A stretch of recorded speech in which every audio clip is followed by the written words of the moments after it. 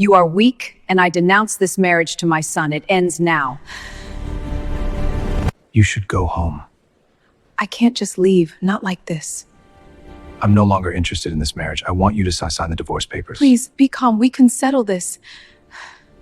She is my granddaughter. Husband threw his pregnant wife out during a gala. 50 guests were watching. Cameras were rolling. His mother took the microphone and did the unthinkable. Let's talk about integrity, about knowing your place. She mocked her daughter-in-law's background, her village, her parents. This woman had just closed the biggest deal their company had ever seen. While 8 months pregnant, while exhausted, while everyone else took credit. And now, her mother-in-law was erasing her, calling her unworthy in front of everyone who mattered. Her husband sat there, silent, watching his mother destroy his wife. Then he stood and said, "I think you should go home. You're clearly not well." As if her objection to public humiliation was a symptom. As if being destroyed was something she should accept quietly. But just as the doors were closing behind her, a wealthy old man arrived. He walked into that ballroom, took the microphone and said, "She is my granddaughter." What happened next exposed decades of lies, stripped them of everything they thought they owned, and turned their night of cruelty into the most public reckoning they'd ever face. This is how it happened. Hello, my beautiful family. Welcome back to my channel. Before we jump into this story, we need to go back to how it all started. But before then, I need to ask you something real quick. If you've been watching my stories without subscribing, you're basically telling YouTube you don't want to see more of these life-changing stories. And I know that's not true, right? So do me a favor. Hit that subscribe button right now. It's free, it takes 1 second, and it helps me keep bringing you these powerful stories. Also, drop a comment telling me what time and where you're watching from. I read every single one, and it helps the algorithm show this to more people who need to hear it. Alright, let's get into how this all began. Maria entered the grand conference hall with a quiet dignity that immediately contrasted the ostentatious wealth surrounding her. She wore no designer labels, no extravagant jewelry, and carried no entourage, but there was a confidence in her posture, a subtle power emanating from intelligence, discipline, and years of unwavering hard work. The room buzzed with the energy of high-level executives and investors, men and women who had built empires on negotiation and influence, their watches glinting under crystal chandeliers, their tailored suits worth more than most people earned in months. But Maria didn't need any of that. She let competence speak. She took her seat near the center of the mahogany table, opened her leather folder, worn but meticulously organized, and waited. Around her, conversations flowed about market projections, quarterly earnings, and the deal that had been slowly dying for 6 months. 3 firms had tried to close it. 3 had failed. The tension in the room was palpable. Reputations were on the line. Millions were at stake. And everyone knew it. When the lead investor, a silver-haired man named Richard Caldwell, opened the session, his tone was aggressive, almost dismissive. He'd seen countless negotiators crack under his scrutiny. "Let's not waste time," he said, leaning back in his chair. "Your last proposal was insulting. Frankly, I'm not sure why we're even here." The room shifted uncomfortably. Maria's colleagues glanced at each other, unsure how to respond. But Maria didn't flinch. She didn't rush to defend. She simply listened, her eyes steady, her expression calm. Caldwell continued, listing objections, pointing out flaws, his voice growing more confident with each passing second. He was testing them, pushing to see who would break first. When he finally finished, the room fell silent. Everyone waited. Maria set down her pen, folded her hands, and spoke. Her voice was calm, measured, but it carried a weight that made everyone lean in. "Mr. Caldwell, I appreciate your directness. Let me address each of your concerns, starting with Clause 7. She didn't raise her voice. She didn't need to. She walked him through the deal point by point, dismantling his objections with facts he couldn't argue, countering his strategies before he even voiced them. She'd spent 2 weeks studying every document, every clause, every loophole his team had used to stall negotiations. She knew his moves before he made them. She understood not just the contract, but the psychology behind every tactic. And she used that knowledge like a scalpel, precise and undeniable. Within 30 minutes, Caldwell's confidence had shifted to curiosity. Within an hour, curiosity had turned to respect. By the time Maria finished, the room had transformed. Executives who'd been checking their phones were now taking notes. Assistants who'd been whispering in corners were silent, listening. Caldwell sat forward, his earlier aggression replaced by something almost like admiration. "You've done your homework," he said.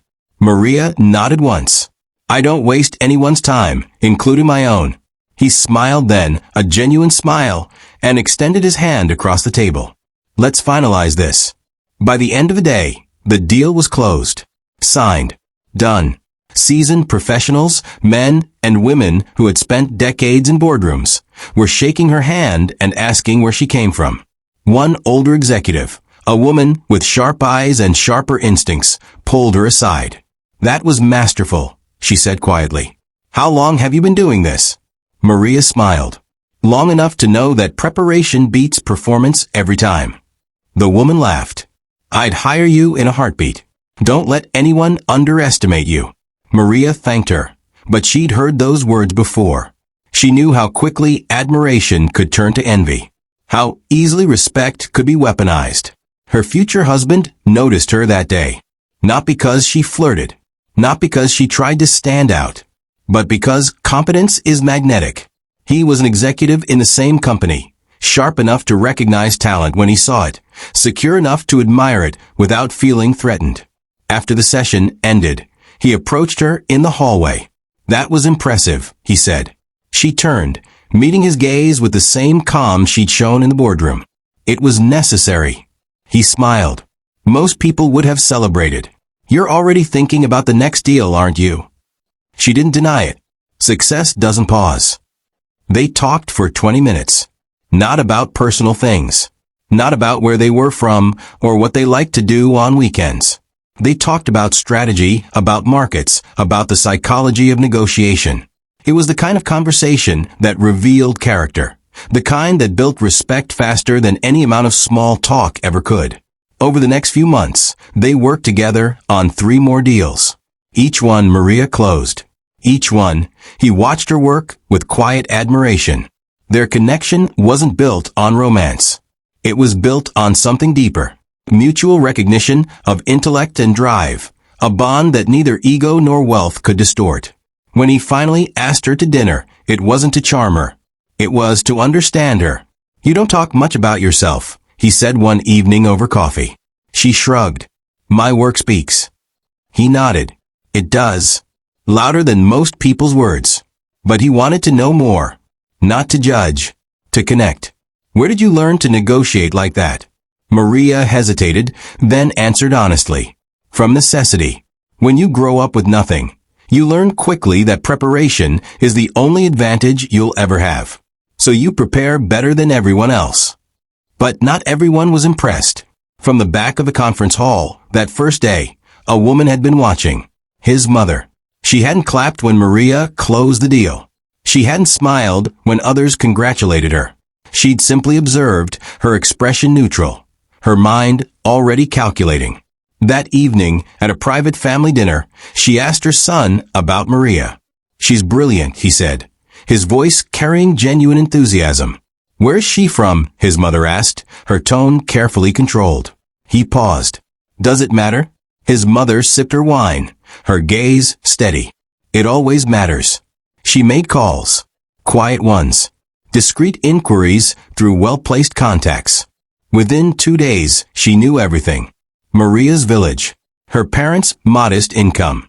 The scholarship that had carried her through university. The small apartment she rented on the edge of the city, clean but simple. The clothes she bought on sale and wore until they frayed. The fact that she sent half her salary home every month to support her aging parents. To most people, these facts would have been admirable.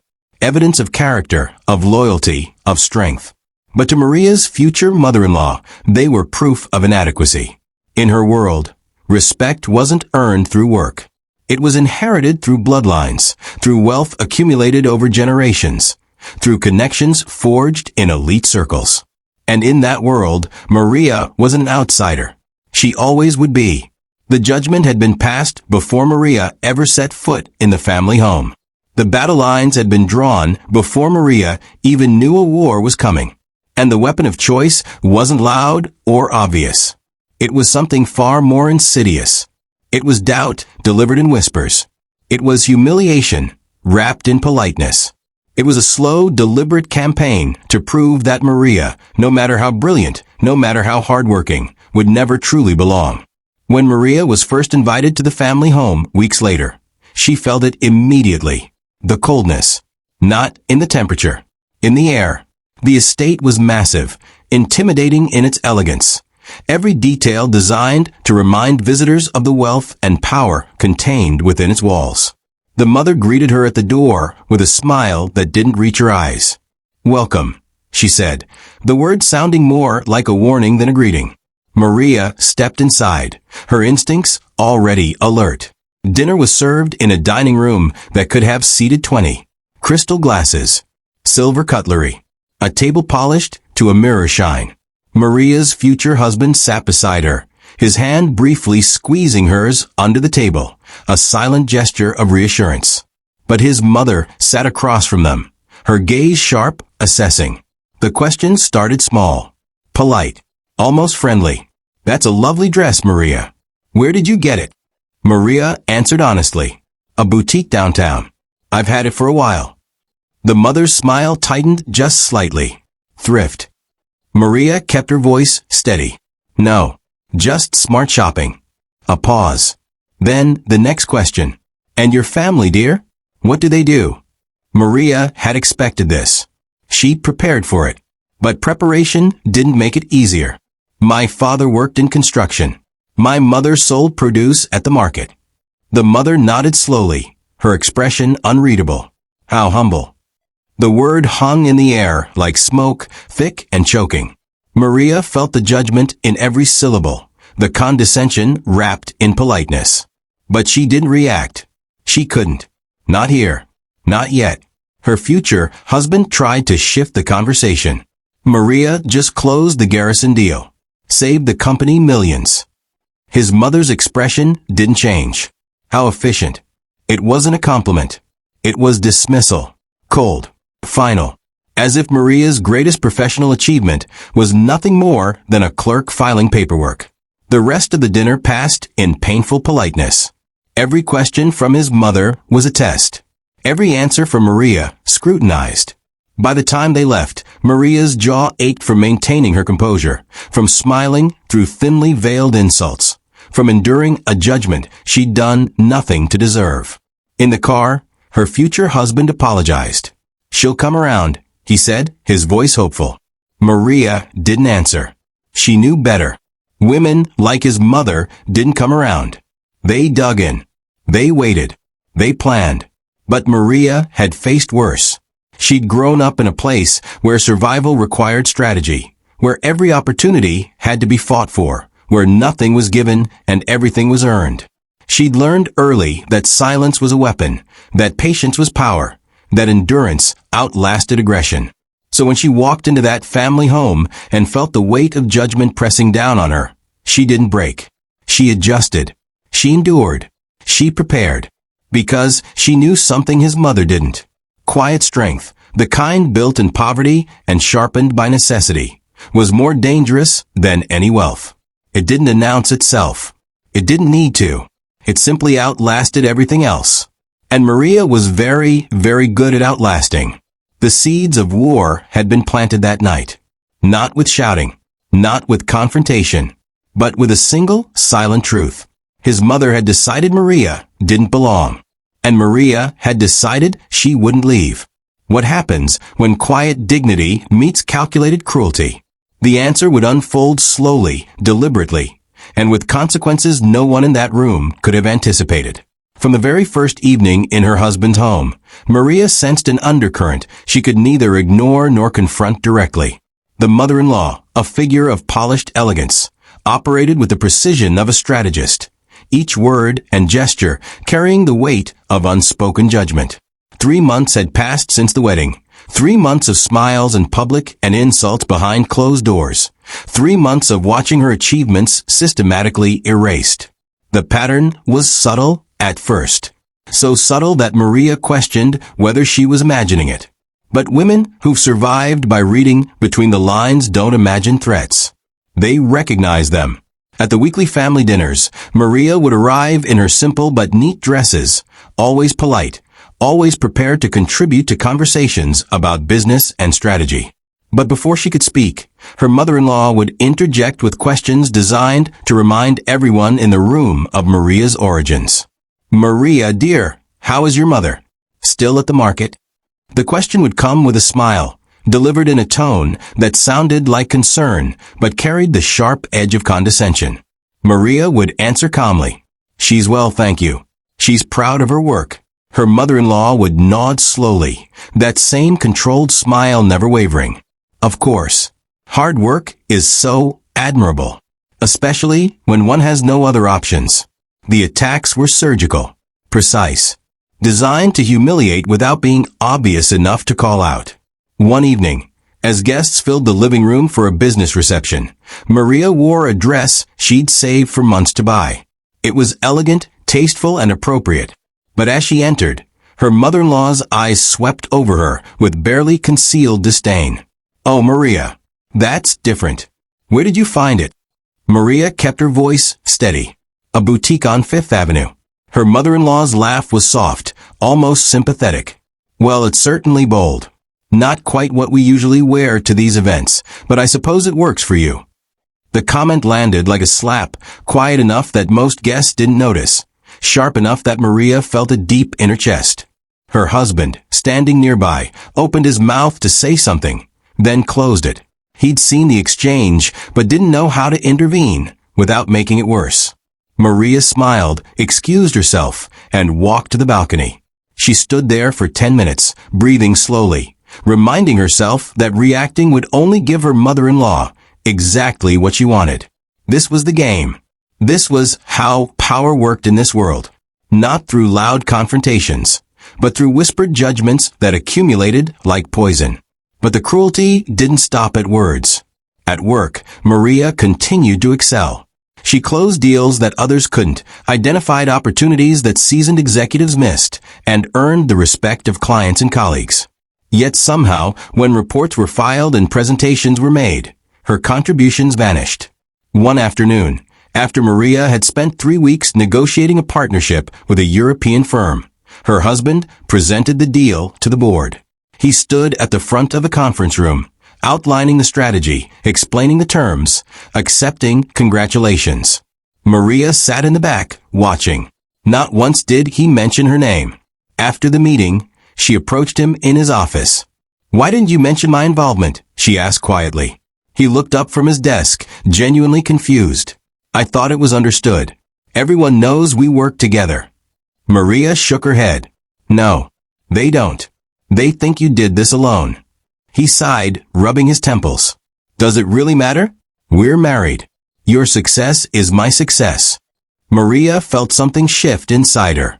"It matters," she said softly. "Because when credit is taken without acknowledgement, it's not a partnership. It's theft." He stared at her, surprised by the directness. "You think I'm stealing from you?" She didn't answer immediately. Then, carefully, she said, "I think your mother is teaching you to see my work as something that belongs to you. And you're starting to believe it." He denied it, of course. But over the following weeks, the pattern continued. Maria would close deals, draft strategies, identify risks, and watch as her contributions were quietly attributed to others. Sometimes to her husband, sometimes to senior executives who hadn't been involved at all. And each time, when she tried to speak up, she was met with the same dismissive response. "You're being too sensitive. You're overthinking this. We're a team. Why does individual credit matter?" But it did matter. Because recognition wasn't about ego. It was about survival. In a world where respect determined influence, and influence determined power, being erased meant being vulnerable. And Maria was beginning to understand just how vulnerable she'd become. Her mother-in-law knew this. She designed it this way.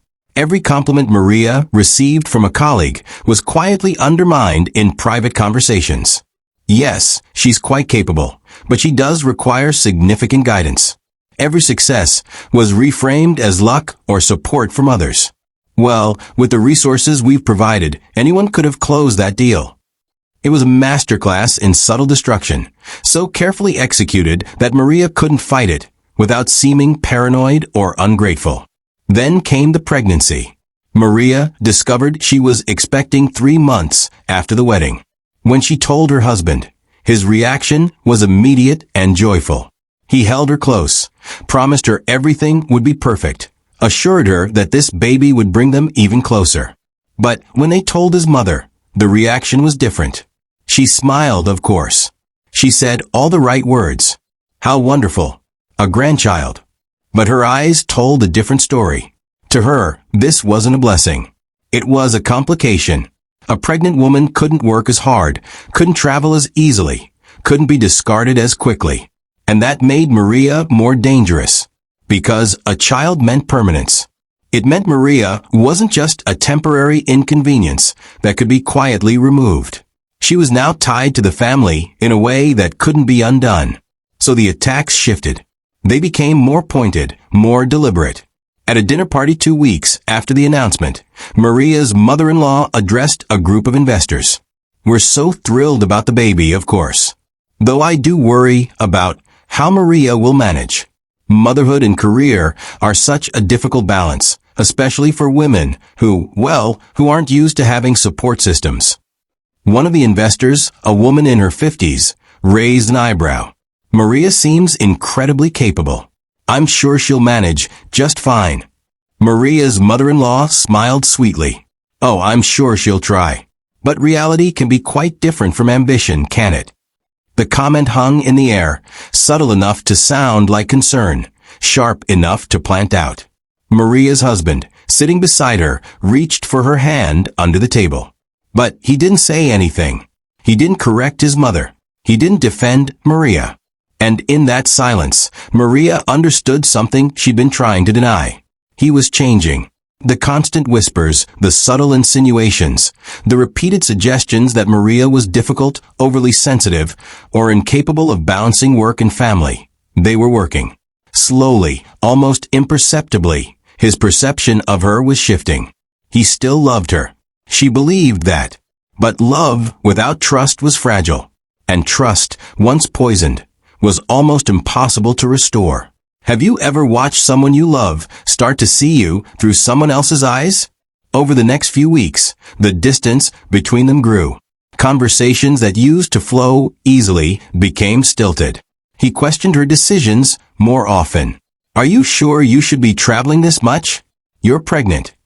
Maybe you should let someone else handle this deal. You need to rest. My mother thinks you're pushing yourself too hard. Every concern sounded reasonable. Every suggestion seemed caring. But underneath, Maria heard the message clearly. You're not capable anymore. You're a liability. You need to step back. She tried to explain what was happening. One night, after another tense dinner, she confronted him directly. Your mother is manipulating you, she said. He looked at her, his expression a mix of frustration and disbelief. That's ridiculous. She's just worried about you. Maria shook her head. She's not worried about me. She's undermining me. Every chance she gets, she's planting doubts in your mind. He stood up, pacing the room. You're being paranoid. She's my mother. She wants what's best for us. Maria felt tears sting her eyes, but she refused to let them fall. Then why does she only say these things when I'm not around? Why does she question my abilities in front of investors? Why does she take credit for my work? He stopped pacing, his jaw tight. Because she's proud of this family.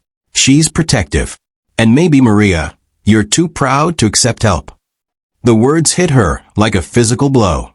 She stared at him, seeing for the first time how deeply the poison had spread. He didn't believe her. He believed his mother. The woman she'd married, the man who'd respected her intelligence and admired her strength, was disappearing. In his place was someone who saw her as fragile, difficult, and ungrateful. Maria didn't argue further.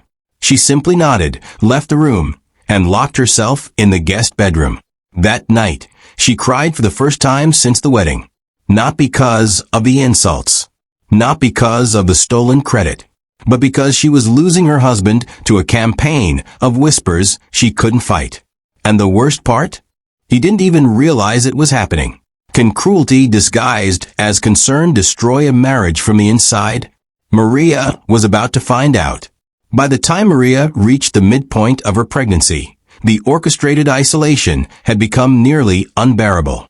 Her husband, once a staunch defender, had grown distant under the subtle influence of his mother. Whispers and insinuations replaced support. Doubt replaced trust. Distance replaced love. Maria could feel it in every conversation, every glance, every moment of silence that stretched too long between them. 6 months pregnant, carrying twins the doctor said, and she'd never felt more alone. The morning sickness had been brutal in the first trimester, but she powered through, closing deals from her laptop while fighting nausea, answering client calls with a smile they couldn't see while her body betrayed her. But now, in the second trimester, the physical exhaustion was nothing compared to the psychological warfare. Her mother-in-law had perfected the art of the invisible attack. At a charity gala 3 weeks ago, Maria had worn a maternity dress she'd carefully selected, elegant but appropriate for her growing belly. She'd arrived with her husband, his hand briefly on her back as they entered, a gesture that felt more like obligation than affection. The room was filled with investors, colleagues, and socialites, all gathered to celebrate the company's quarterly success. Maria had been instrumental in that success, having closed 2 major deals that quarter alone, but as the evening progressed, she realized her name would never be mentioned. Her mother-in-law took the stage midway through the event, microphone in hand, her smile radiant under the spotlight.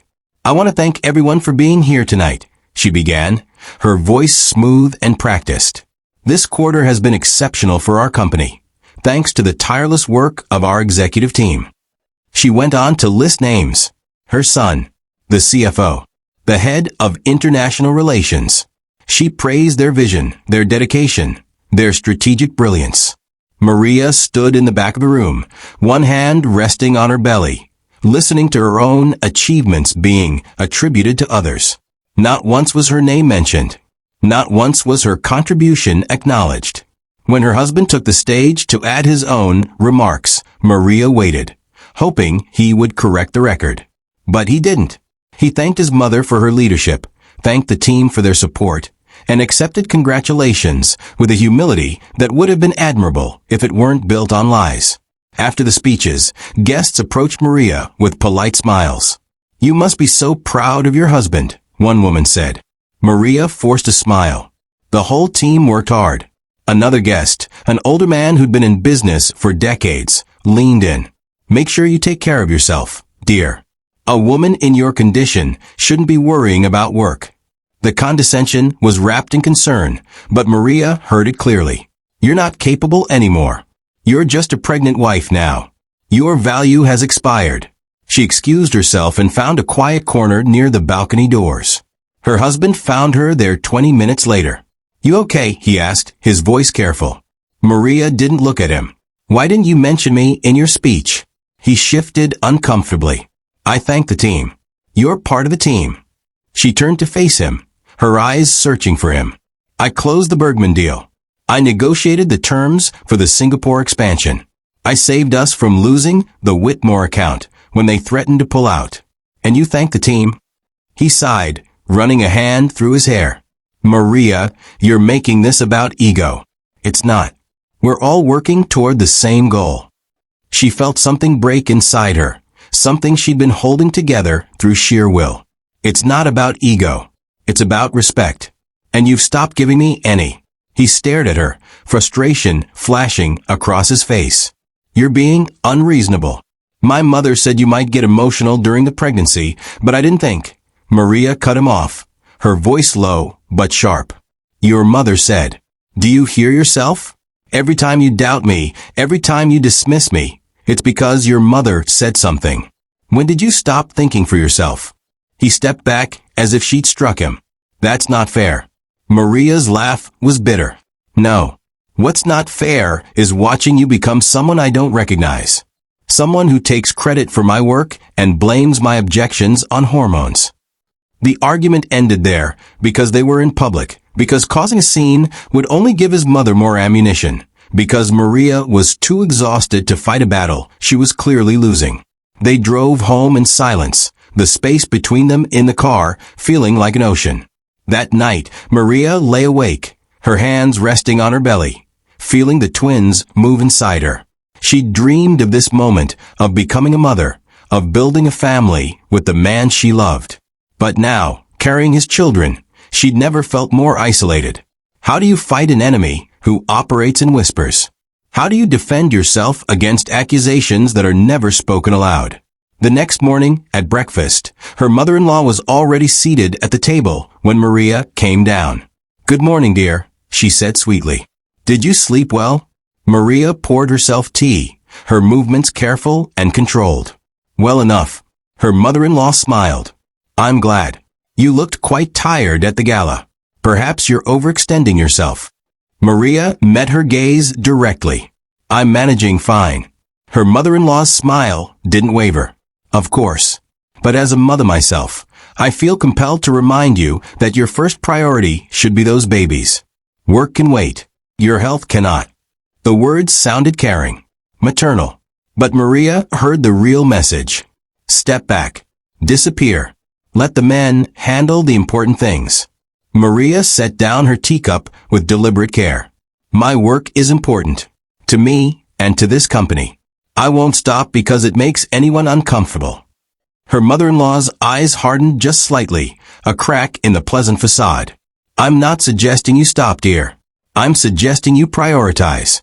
Something many young women struggle with when they try to have it all." There it was.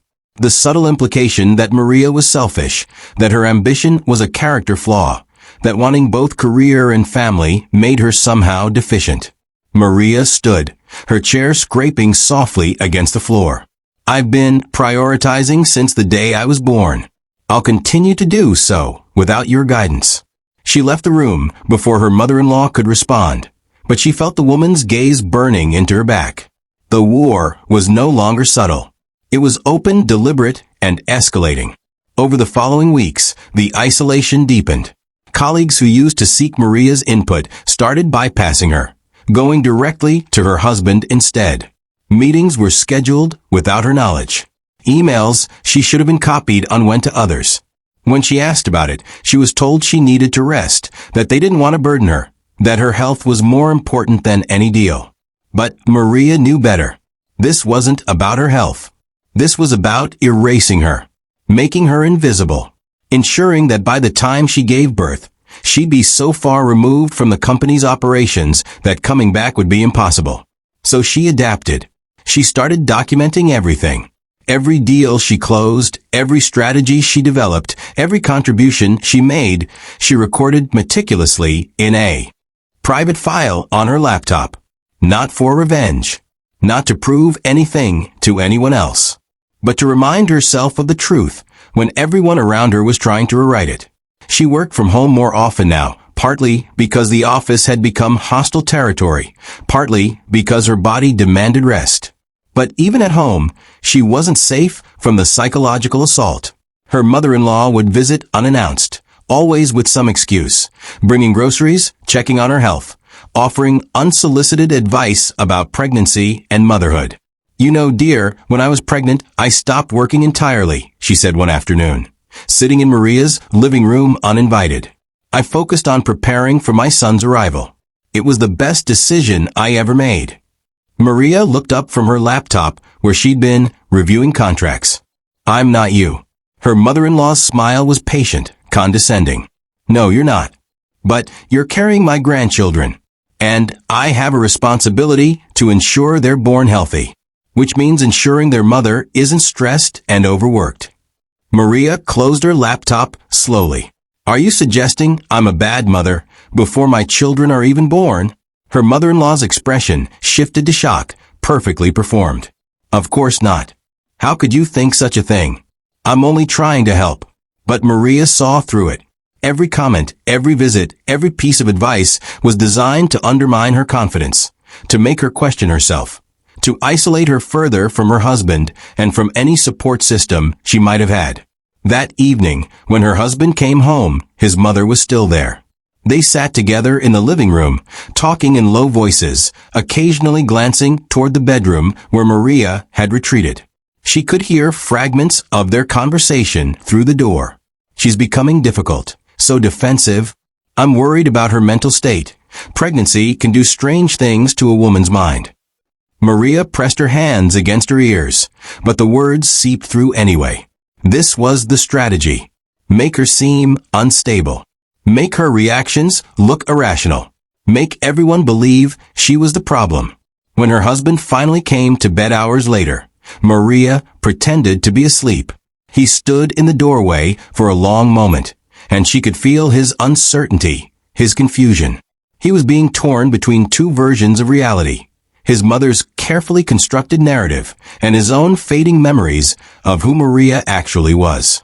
Which version would win? The question haunted Maria as she lay there in the dark, twins moving restlessly inside her, her marriage crumbling around her, and no way to fight back without confirming every terrible thing being said about her. Endurance, she reminded herself, was her only weapon now. Silence was her shield. And somewhere deep inside, she held onto the truth, even as everyone around her tried to bury it.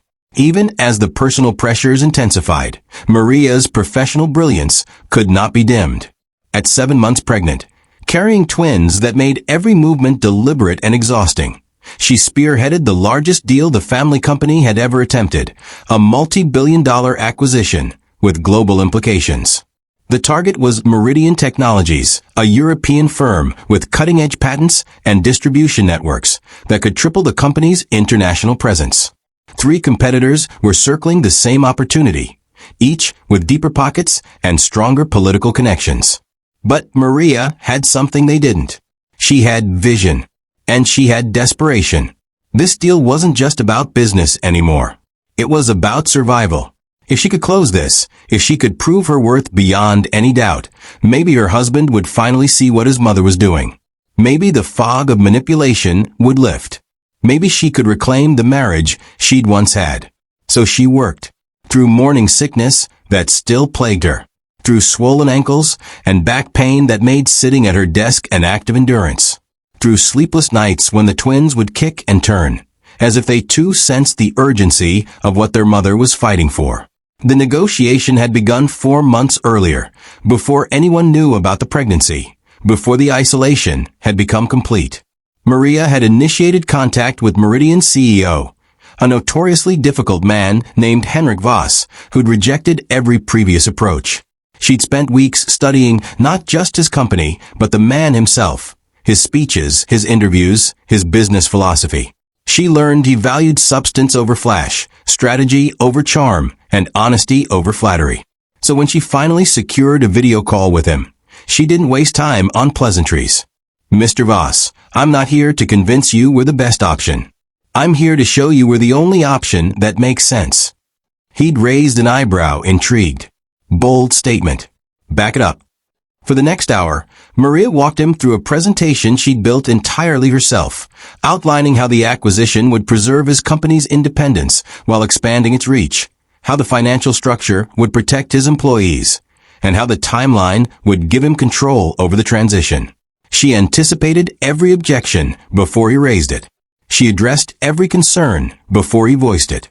By the end of the call, Voss was leaning forward, his skepticism replaced by genuine interest. Send me the full proposal, he said, and we'll talk again next week. Over the following months, Maria navigated the deal with surgical precision. Every meeting, every document, every negotiation point was handled with meticulous care. Her team, initially skeptical of her ability to manage such a massive undertaking while pregnant, quickly realized they were witnessing something extraordinary. One afternoon, during a particularly tense negotiation session held via video conference, Meridian's legal team raised an unexpected concern about intellectual property rights. The room fell silent. Maria's colleagues exchanged worried glances. This was the kind of issue that could derail weeks of progress. But Maria didn't panic. She'd anticipated this exact scenario 3 weeks earlier and had already prepared a solution. If you look at Appendix 7, Section 4, she said calmly, pulling up the document on screen, you'll see we've structured the IP rights to remain with Meridian's original development team, with licensing agreements that protect your innovations while allowing collaborative development. This isn't an acquisition of your ideas. It's a partnership that amplifies them. The room on the other side of the screen went quiet. Then Voss laughed, a genuine sound of appreciation. You've thought of everything, haven't you? Maria allowed herself a small smile. That's my job. But even as she closed in on the deal, the sabotage continued at home. Her mother-in-law, recognizing that Maria's success threatened her carefully constructed narrative, escalated her campaign. She began attending company meetings she'd never shown interest in before, offering opinions that subtly undermined Maria's strategies. It's such an ambitious deal, she'd say to board members. I just hope Maria isn't overextending herself. Pregnancy can affect judgment, you know, hormones and all. One board member, an older executive named Gerald who'd worked with the family for decades, actually pulled Maria aside after one such meeting. Is everything all right? He asked, his voice low and concerned. Your mother-in-law seems worried about you. Maria felt the trap closing. If she defended herself, she'd seem defensive. If she dismissed the concerns, she'd seem reckless. So she chose her words carefully. I appreciate her concern, but I assure you, this deal is solid. Every projection, every risk assessment, every contingency plan has been reviewed multiple times. My pregnancy doesn't affect my ability to read a balance sheet or negotiate terms. Gerald nodded, but she could see the doubt in his eyes. The seed had been planted. How do you fight someone who poisons your reputation while pretending to care about your well-being? 2 weeks before the deal was set to close, Maria woke up at 3 in the morning with sharp pains in her abdomen. Panic seized her immediately. The twins. Something was wrong. She shook her husband awake, her voice tight with fear. I need to go to the hospital. Now. He was alert instantly, helping her to the car, his hand steady even as his face showed worry. At the emergency room, doctors examined her thoroughly, monitoring the baby's heartbeats, checking for complications. After 2 hours that felt like days, the doctor came back with news. The babies are fine, she said. But you're experiencing stress-related contractions. Not labor, but your body's warning system. You need to reduce stress immediately, or you risk premature delivery. Maria closed her eyes, relief and frustration washing over her in equal measure. The doctor continued, her tone gentle but firm. I'm recommending modified bed rest. No travel. Limited work hours. Your body is telling you it's reached its limit. Maria's husband took her hand. You need to step back from the Meridian deal, he said quietly. She turned to him, seeing genuine concern in his eyes, but also something else. Relief. As if this medical crisis had given him permission to finally say what his mother had been suggesting for months. I can't, Maria said. We're 2 weeks from closing. If I step back now, Voss will see it as instability. He'll walk away. Her husband shook his head. Then let him walk away. Your health, our children, they're more important than any deal. Maria wanted to scream, wanted to tell him that this wasn't about the deal, that this was about everything his mother had stolen from her, every achievement she'd had to fight twice as hard for, every moment of her competence being questioned. But she was too exhausted, too drained. So she simply said, I'll work from home. I'll rest. But I'm finishing this. He didn't argue further, but the tension between them was palpable during the silent drive home. Over the next 2 weeks, Maria worked from her bed, laptop balanced on her swollen belly, phone pressed to her ear during conference calls that lasted hours.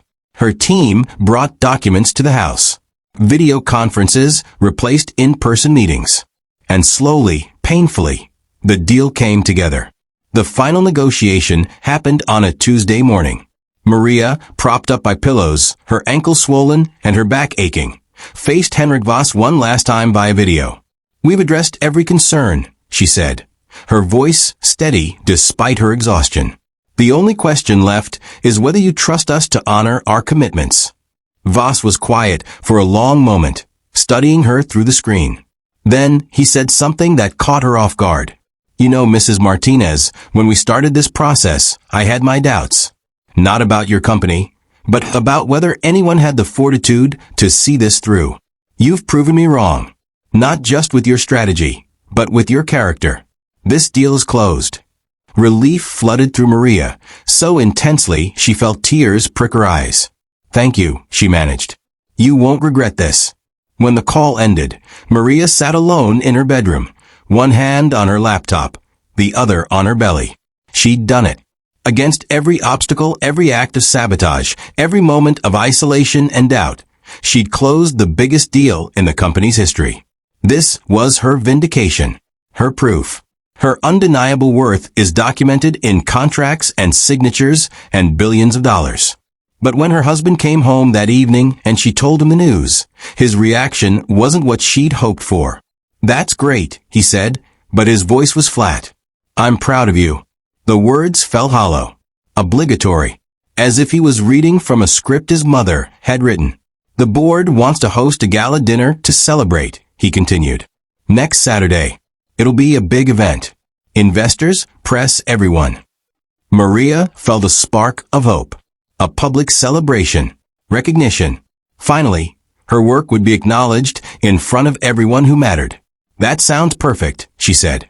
Her husband nodded, but he wouldn't meet her eyes. My mother's organizing it. She wants it to be special. And there it was.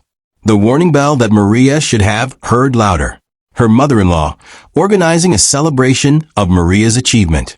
But Maria was too tired, too relieved, too desperate for validation to question it. She convinced herself that maybe this was the turning point. Maybe her mother-in-law had finally accepted her. Maybe closing this deal had earned her the respect she'd been fighting for. She spent the next week preparing, choosing a modest but elegant maternity dress, practicing what she might say if asked to speak, allowing herself to imagine a moment where her worth was finally, publicly, undeniably recognized. She had no idea she was walking into a trap, that the gala wasn't designed to celebrate her. It was designed to destroy her. And everyone she trusted had been complicit in building it. When Saturday arrived, Maria dressed carefully, her hands trembling slightly with a mixture of anticipation and exhaustion. She looked at herself in the mirror, 8 months pregnant, carrying twins who would arrive in just weeks, having just closed the biggest deal of her career. You did this, she whispered to her reflection. No matter what happens next, you did this. She had no idea how prophetic those words would be, or how much she would need to remember them when everything fell apart. The night of the gala arrived with a deceptive beauty.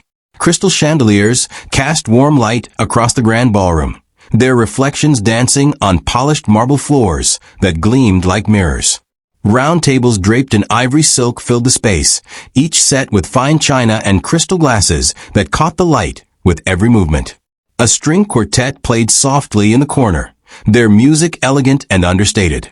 Cameras had been positioned strategically throughout the room, capturing every angle, every guest, every moment. This was meant to be a celebration, a recognition of the Meridian deal that would reshape the company's future. But as Maria entered the ballroom on her husband's arm, 8 months pregnant and radiant despite her exhaustion, she felt something in the air that made her instincts scream. The smiles were too practiced. The whispers are too deliberate. Her mother-in-law stood near the entrance, greeting guests with gracious warmth. But when her eyes landed on Maria, something cold flickered beneath the polished surface. Maria, dear, she said, her voice carrying across the space. How wonderful that you could make it. Though I do hope you won't tire yourself. Perhaps you should sit down immediately. The concern sounded genuine to anyone listening. But Maria heard the subtext. You don't belong standing. You're too weak to be here. You should disappear. Maria smiled, her hand resting protectively on her belly. I'm fine, thank you. I wouldn't miss this for anything. Her mother-in-law's smile tightened imperceptibly. Of course. Though do let me know if you need anything. We certainly don't want any incidents." The word hung in the air like a threat. Maria moved into the ballroom, her husband's hand barely touching her back, a gesture that felt more like obligation than support. Guests approached them, offering congratulations, though Maria noticed most directed their comments to her husband. "Brilliant work on the Meridian deal," one investor said, shaking his hand enthusiastically. "You've secured the company's future for decades." Maria waited for her husband to correct him, to acknowledge her role. But he simply smiled and said, "Thank you." It was a team effort. A team effort. As if Maria's months of sleepless nights, strategic brilliance, and relentless negotiation were just background noise in someone else's symphony.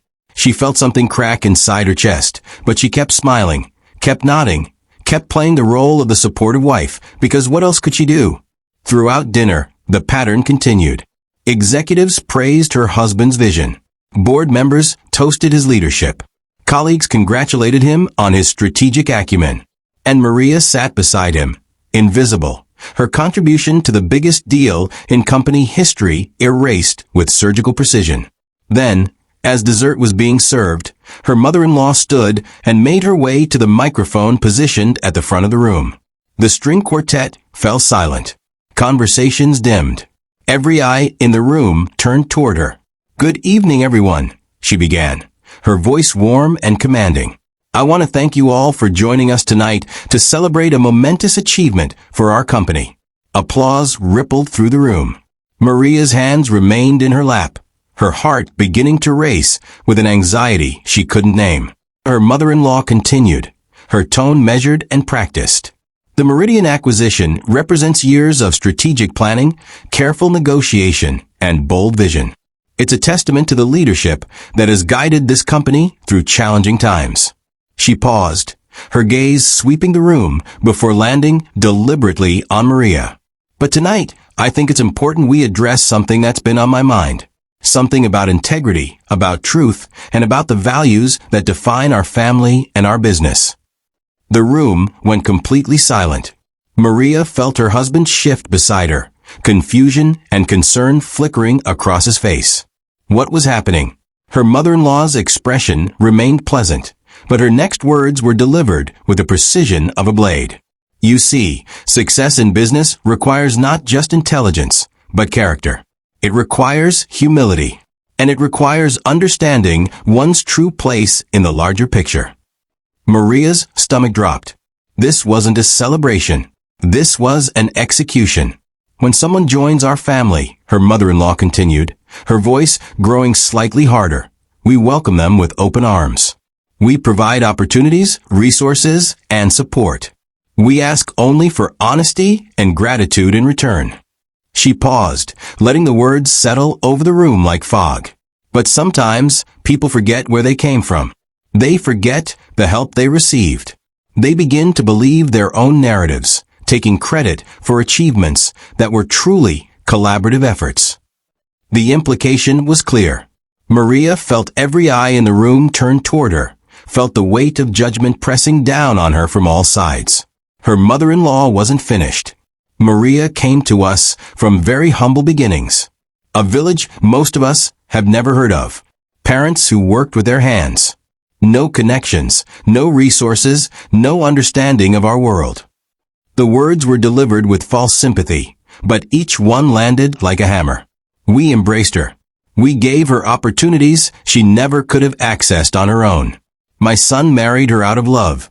Yes, but also out of a generous spirit that saw potential where others might have seen only limitations." Maria's hands clenched in her lap, her nails digging into her palms. Around her, guests shifted uncomfortably, some looking away, others watching with the morbid fascination of people witnessing a public spectacle. "The Meridian deal," her mother-in-law said, her voice rising slightly, "was indeed a success. But let's be clear about who made it happen. My son led those negotiations.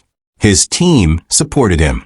And yes, Maria was involved, as any good wife would be, offering assistance where she could.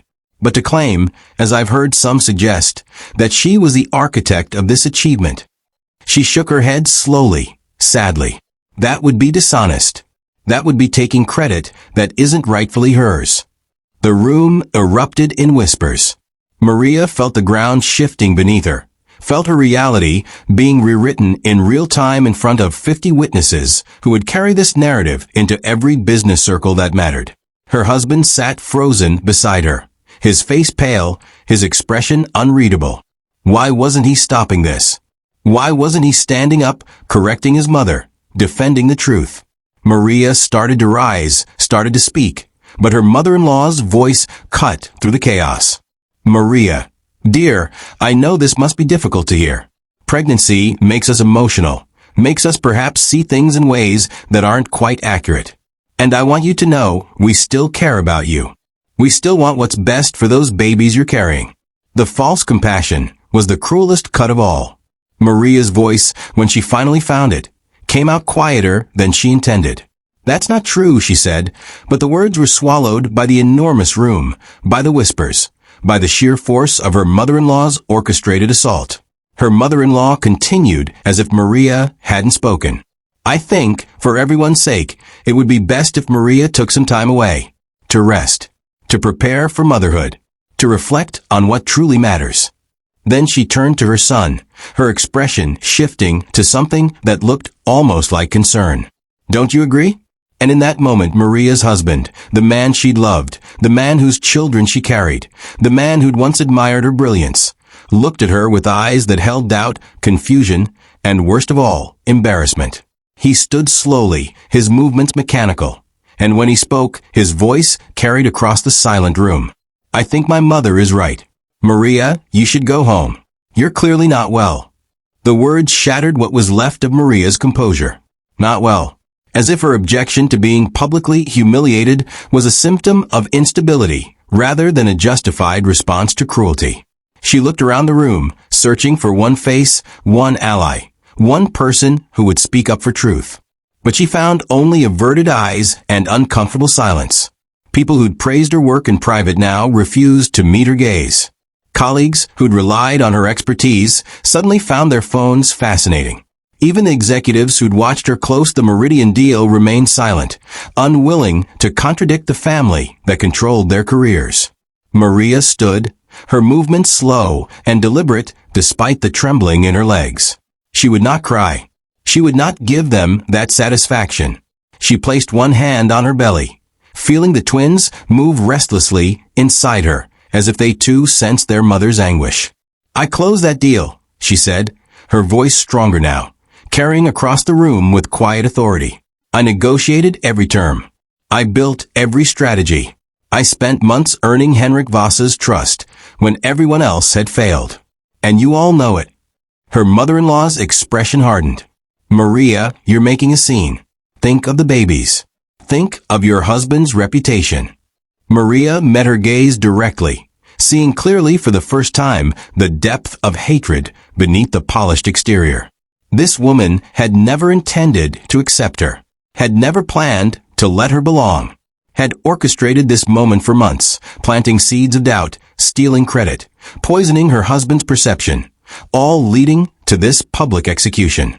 I'm thinking very clearly, Maria said, clearer than I have in months. She turned to her husband, searching his face for some sign of the man she'd married. Are you going to let this happen? Are you going to let her erase everything I've done? Everything I am? He looked away. That was his answer. In front of 50 witnesses, cameras still rolling, investors and colleagues watching, he looked away. His mother's voice cut through the tension one final time. Someone escort Maria out. She needs rest. And just like that, it was over. Two security guards approached, their expressions apologetic but firm. Maria didn't resist. She walked toward the exit with her head high, her dignity intact even as her heart shattered, even as her marriage crumbled, even as her professional reputation was destroyed by lies told with practiced ease. The doors of the ballroom were heavy, ornate things that required both guards to pull them open. As Maria stepped through, 8 months pregnant, publicly humiliated, discarded the moment her usefulness ended, she heard the whispers resume behind her. Speculation, judgment, the narrative being solidified. Poor, unstable Maria, claiming credit she didn't deserve, suffering from pregnancy-induced delusions, thankfully removed before she embarrassed herself further. The doors began to close behind her, sealing her out of a world she'd fought so hard to be part of. But just as they were about to shut completely, a sound cut through the night air. The soft, unmistakable hum of an expensive engine. A Bentley, black and gleaming, pulling up to the entrance with a precision that suggested the driver knew exactly what was happening inside. The doors stopped mid-swing. Maria turned, her heart racing for reasons she couldn't explain. The Bentley's rear door opened, and a man stepped out. Elderly but not frail, dressed in an impeccable suit, moving with a kind of calm authority that needed no announcement. He looked at Maria, and something in his eyes, recognition, warmth, fury barely contained, made her breath catch. Then he walked past her, back toward the ballroom, and said in a voice that carried like thunder, "Keep those doors open. I'm not finished here." Inside the ballroom, her mother-in-law's triumph was about to turn to ash, because the man walking through those doors was about to change everything. And Maria, standing in the doorway between humiliation and vindication, had no idea that her nightmare was about to become someone else's. The elderly man walked into the ballroom with a presence that demanded attention without asking for it. The string quartet fell silent mid-note. Conversations died mid-sentence. Even the servers froze, champagne bottles suspended in mid-pour. This wasn't the presence of wealth. Half the room was wealthier than most small countries. This was something different, something deeper. Moral authority, the kind that came from decades of building empires, not through manipulation, but through integrity. His suit was perfectly tailored, but understated. His shoes were expensive, but worn with the comfort of someone who didn't need to prove anything. His silver hair was combed back neatly, and his eyes, sharp, assessing, missing nothing, swept across the room with the calm judgment of a man who'd seen every game played and won most of them. Maria's mother-in-law, still standing at the microphone, stiffened visibly. Her practiced smile faltered for just a fraction of a second, but it was enough. She recognized him, and she was afraid. The man moved through the room deliberately, his gaze taking in the uncomfortable faces of guests who suddenly found their shoes fascinating, the cameras still positioned to capture everything, and finally Maria standing in the doorway, behind him, pregnant and humiliated, but still standing. When he reached the front of the room, he stopped directly in front of Maria's mother-in-law. The height difference was minimal, but somehow he seemed to tower over her. "I believe you're finished with that," he said quietly, gesturing to the microphone. His voice wasn't loud, but it carried effortlessly across the silent ballroom. Maria's mother-in-law's hand tightened on the microphone. "I'm sorry, but this is a private family event. I don't believe you were invited." The man's expression didn't change, but something in his eyes sharpened. "No, you're right. I wasn't invited to watch my granddaughter be humiliated in front of people who owe their careers to her brilliance. But I'm here now." The word hit the room like a physical force. "Granddaughter." Whispers exploded across the ballroom. Heads turned toward Maria, then back to the man, then to Maria's mother-in-law, whose face had gone pale beneath her carefully applied makeup. "That's impossible," she said, but her voice wavered. "Maria has no family of significance. No connections. We checked." The man's smile was cold. "You checked what you could see. Birth certificates. Public records. The obvious things. What you didn't check, because you lack the imagination to consider it, is that some people choose to live quietly. Some people prefer to let their work speak rather than their name appearing in society pages." He took the microphone from her unresisting hand and turned to face the room. "My name is Robertson. Some of you may recognize it. Most of you won't, because I've spent the last 30 years deliberately staying out of the spotlight." A board member in the front row gasped audibly. An investor in the back stood up suddenly, his face shocked. The name meant something. To those who understood real power, it meant everything. "For those who don't know," Robert continued calmly, "I built Chin International from nothing 50 years ago. Sold it in 1998 for $8 billion. Since then, I focused on private investments, strategic acquisitions, and apparently, according to tonight's performance, remaining unaware of my own granddaughter's existence. He paused, letting that sink in. Until 3 months ago, when a colleague happened to mention a brilliant young strategist named Maria who'd closed the Meridian deal, who'd come from my hometown, whose mother's maiden name I recognized immediately. Maria felt her knees weaken. Her mother had never spoken about her own father, had always deflected questions with vague answers and sad smiles. Maria had assumed he was dead or absent or simply wanted nothing to do with them. She'd never imagined this. Her grandfather's voice continued, steady and relentless. I had investigators confirm what I suspected, that Maria is indeed my granddaughter, that her mother is my daughter, who left 30 years ago after a disagreement about her choice of husband, a good man who worked construction. A man I rejected because I was too proud, too concerned with status, too much like some people in this room. His gaze swept across the guests, and several looked away guiltily. I spent 3 decades regretting that decision. And when I learned about Maria, about her intelligence, her work ethic, her character, I began watching from a distance, observing, waiting to see if she'd want to know me, if she'd earned the right to inherit what I'd built. He turned to look directly at Maria's mother-in-law, and what I witnessed was a systematic campaign to destroy her. Not physically, not obviously, but psychologically. A campaign so carefully orchestrated that even her own husband couldn't see it for what it was. Maria's husband stood abruptly, his chair scraping loudly against the marble floor. That's not true. My mother was only concerned. Robert cut him off with a look. Concerned? Is that what you call taking credit for her deals? Erasing her contributions? Poisoning your perception of her with carefully placed doubts? Tell me, young man, who actually negotiated the Meridian acquisition. The question hung in the air. Maria's husband's mouth opened, then closed. His face flushed with the sudden realization of truth he'd been avoiding for months. We worked together. Robert's expression was almost pitiful. No, you didn't. Maria did 90% of that work. You know it. Your team knows it. Henrik Voss certainly knows it. He told me himself last week that he almost walked away 3 times, and each time it was Maria's strategic brilliance that brought him back. The room erupted in whispers again. An older executive, Gerald, who'd questioned Maria's judgment weeks earlier, stood up. If what you're saying is true, Robert turned toward him, his voice hardening. Do you doubt me? I have emails, recorded calls, documented contributions. I've spent 3 months gathering evidence while I watched my granddaughter be dismantled piece by people who should have been supporting her.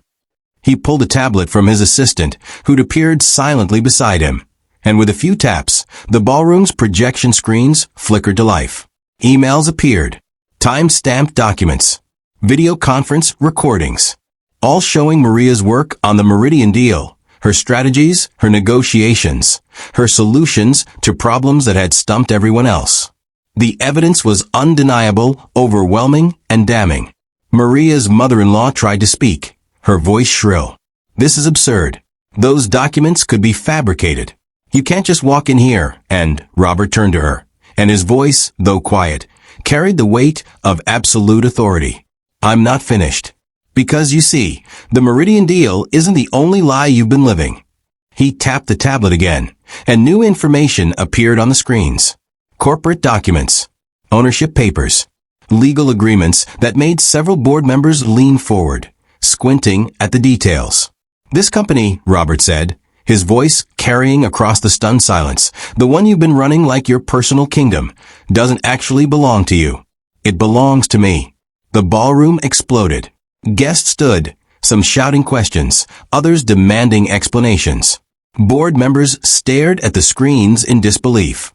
Maria's mother-in-law stumbled backward, her hand reaching for a chair to steady herself.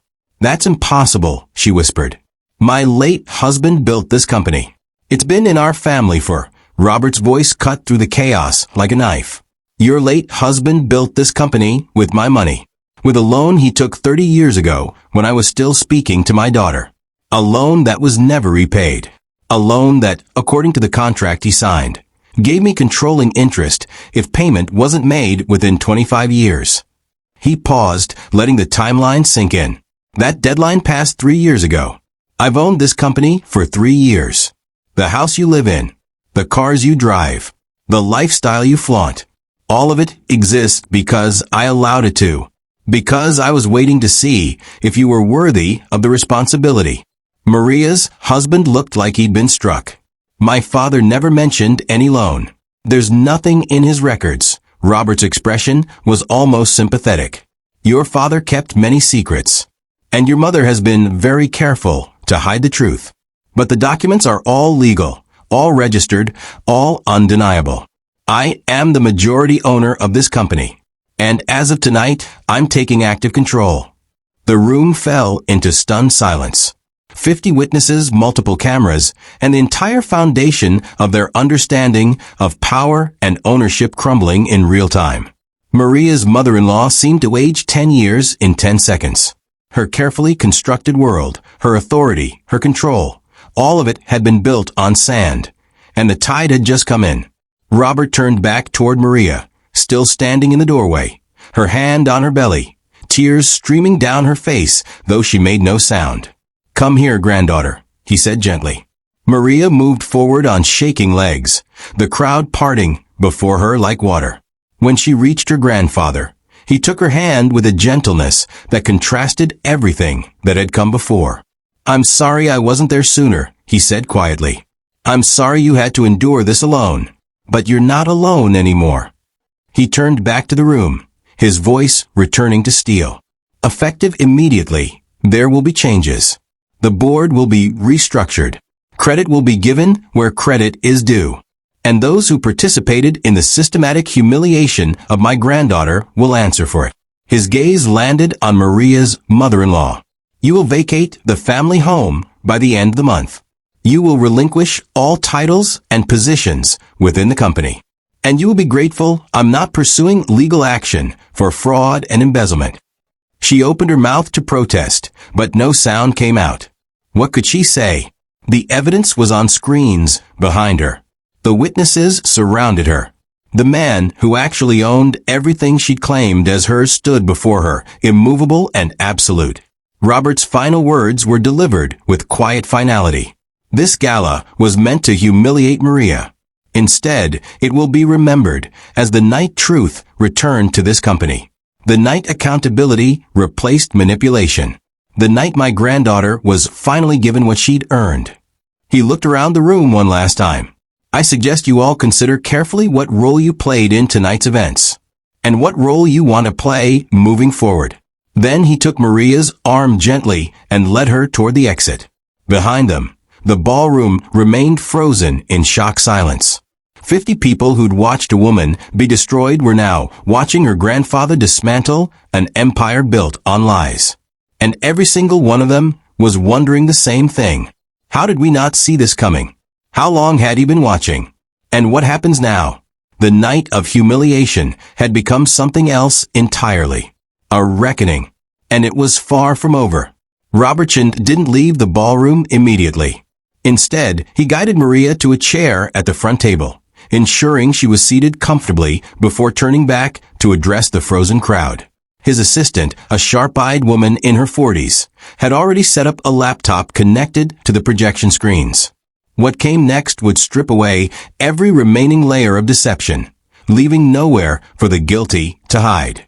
I know you're all in shock, Robert said, his voice measured. But we're not finished. Because what happened tonight wasn't spontaneous cruelty. It was the culmination of months of calculated sabotage. And I have proof of every single step. He nodded to his assistant, and the screens flickered to life again. This time, they showed emails. Dozens of them. The first was dated 8 months earlier, 2 weeks after Maria's wedding. From Maria's mother-in-law to the head of human resources. Please ensure all project credits for Maria Martinez are listed under team contributions rather than individual achievements. We want to emphasize collaborative success. The next email was to the CFO. When preparing quarterly reports, highlight my son's leadership in closing deals. Maria's involvement should be noted as support staff. Then another, this one to a board member. I'm concerned about Maria's emotional stability. Pregnancy can affect judgment. Perhaps we should limit her access to critical decisions. Each email appeared on screen with timestamps, recipients, and context. Each one revealed a systematic effort to erase Maria's contributions while appearing concerned for her well-being. The room watched in horrified silence as the evidence mounted. Gerald, the executive who'd questioned Maria weeks earlier, stood abruptly. I received that email, he said, his voice shaking. I thought it came from genuine concern. I had no idea it was part of a larger pattern. Robert's gaze was unforgiving. Ignorance isn't innocence, Gerald. You chose to believe negative assumptions about a woman who'd proven her competence repeatedly. That says more about your biases than her capabilities. Gerald sat down heavily, his face ashen. But Robert wasn't done. The next screen showed financial records. Company accounts with irregular transfers. Bonuses paid to executives for deals they hadn't closed. Credit given to teams that hadn't existed. And in every case, the real work had been done by Maria, while others collected rewards. This, Robert said, gesturing to the screen, is institutional theft. Not of money, though that happened too, but of recognition, credibility, and professional identity. My granddaughter closed 7 major deals in the past year. 7. Do you know how many were publicly attributed to her? He paused. 0. A female executive in the back, someone Maria had worked with closely, raised her hand tentatively. Mr. Chun, I want to apologize. I knew Maria did most of the work on the Singapore expansion. I should have said something. Robert's expression softened slightly. Then say it now. Publicly. Let's start rebuilding truth with honesty. The woman stood, her voice stronger now. Maria designed the entire Singapore strategy. She identified the market gaps, negotiated with local partners, and structured the deal to minimize regulatory risks. I signed the documents, but it was her work. Completely. Another voice joined from across the room. A junior analyst. The Bergman deal too. Maria spent 3 weeks analyzing their financial vulnerabilities. When they tried to back out, she knew exactly which pressure points to use because she'd done the research no one else bothered with. One by one, voices began to rise. Colleagues who'd stayed silent out of fear or career preservation now spoke up, each testimony adding weight to the undeniable truth. Maria had been the engine driving the company's success, while credit flowed upward to those who'd contributed nothing but their names. Maria's husband stood frozen, watching his understanding of reality crumble with each revelation. He turned toward his mother, his voice barely audible. Did you do this? All of it. His mother's face was a mask of composure, fighting against collapse. I was protecting you. Protecting our family's reputation. She was taking credit that should have been yours. You're my son, you deserve. Robert's voice cut through her justification like a blade. He deserves nothing he didn't earn. And neither do you. He nodded to his assistant again, and a new document appeared on screen. This one made several people gasp audibly. It was a contract between Maria's mother-in-law and a rival company, dated 6 weeks earlier. The terms were clear. In exchange for insider information about the Meridian deal, she would receive a consulting position and substantial compensation once the rival company successfully poached the acquisition. He didn't just sabotage Maria, Robert said, his voice colder than before. You betrayed your own company. You sold confidential information to competitors. That's corporate espionage. That's criminal. Maria's mother-in-law stumbled backward, her hand gripping the edge of the table. That's not what it looks like. They approached me. I was gathering intelligence on them, not. Robert's laugh was harsh and brief. Don't insult everyone's intelligence further. The paper trail is clear. You provided them with Maria's strategic documents, her negotiation notes, her risk assessments. Everything she'd worked months to develop, you handed to the enemy for money and a title. The room exploded in outrage. Board members were shouting. Investors were pulling out phones to call lawyers. The carefully orchestrated gala had become a public trial, and the verdict was unanimous. But Robert raised his hand for silence, and somehow, impossibly, the room obeyed. "There's one more thing," he said quietly. "Something I think Maria should hear, directly." He turned to face his granddaughter, his expression softening with something that looked like pain and pride mixed together. "3 months ago, when I first learned about you, I didn't just start investigating the company. I investigated your life, your marriage, your struggles. And I discovered something that I think you've been too loyal to see clearly." He gestured to the screen, and a new video appeared. Security footage from the family home, dated 2 months earlier. Maria's husband and his mother, sitting in the study, having a conversation they thought was private. The audio was clear. "She's becoming impossible to control," Maria's mother said. "The pregnancy was supposed to slow her down, but she's working harder than ever." Her son's voice responded, tired but complicit. "What do you want me to do?" His mother's answer was chilling. "Make her doubt herself. Question her decisions. Remind her that her background makes her unsuitable for this world. Slowly, gently, until she withdraws on her own." There was a pause, then her son's voice, quieter. "That feels cruel." His mother's response was immediate.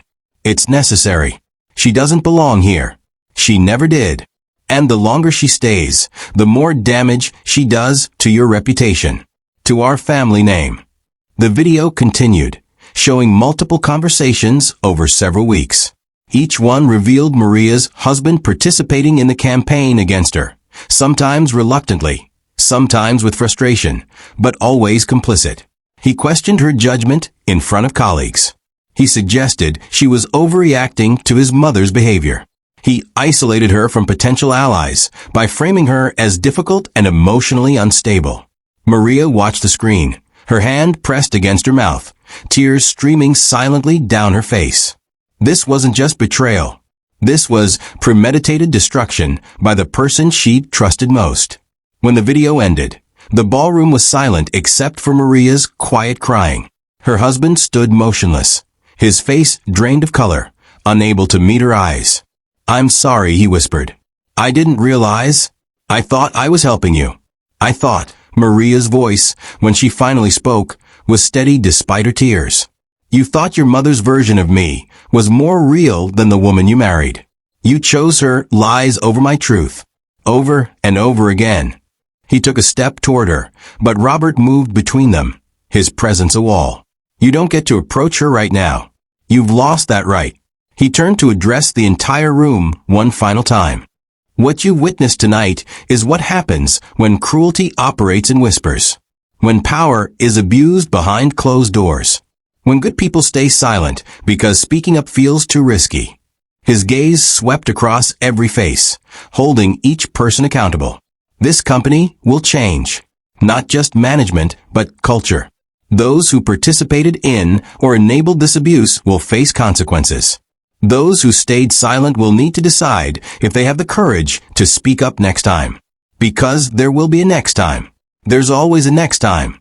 He helped Maria to her feet, his arms supporting her as exhaustion and emotional devastation threatened to overwhelm her. "We're leaving now," he said. "My lawyers will be in touch with all relevant parties. The board meeting is scheduled for Monday morning. Attendance is mandatory." As Robert guided Maria toward the exit, a voice called out from the crowd. Henrik Voss, the CEO of Meridian Technologies, had been sitting quietly in the back, observing everything. He stood now, his expression unreadable. "Mr. Chun, if I may." Robert stopped, turning. Voss walked forward, his gaze fixed on Maria. "I came tonight because I was told this gala was to honor the Meridian deal. Instead, I watched attempted character assassination." He pulled out his phone, tapped a few times, then looked at Maria directly. "I'm sending you something. An email I received 4 weeks ago from Mrs. Martinez's mother-in-law, suggesting that the deal was unstable because you were emotionally compromised by pregnancy. She recommended I consider renegotiating with more stable leadership." The room went dead silent. Voss continued, his voice hard. "I ignored it because I'm not an idiot. I know exactly who I negotiated with. I know who earned my respect. And it certainly wasn't anyone in this family except Maria. He turned to the crowd. For the record, and I hope those cameras are still recording, the Meridian acquisition happened because of Maria Martinez's strategic brilliance, her integrity, and her relentless work ethic. Anyone who tells you differently is either ignorant or lying. With that, he nodded to Maria and walked out. His testimony, from someone with no stake in the family drama, carried the weight of objective truth. One by one, other allies began to emerge. A junior executive who'd watched Maria work late nights while heavily pregnant. A secretary who'd seen the emails being sent behind Maria's back. An investor who'd noticed the pattern of credit being stolen. Each voice added to the mountain of evidence that Maria had been systematically destroyed by people who should have protected her. Maria's mother-in-law, seeing her carefully constructed world collapsing completely, made one last desperate attempt. "This is all because of him," she said, pointing at Robert. "He's manipulating you all. He wants to take control of my family's company using his granddaughter as an excuse." Robert's smile was cold. "Your family's company? You mean my company that I allowed your husband to run? The company I funded, I built, I own." He pulled out a document, the original loan agreement, signed and notarized 30 years earlier. "This isn't manipulation. This is accountability.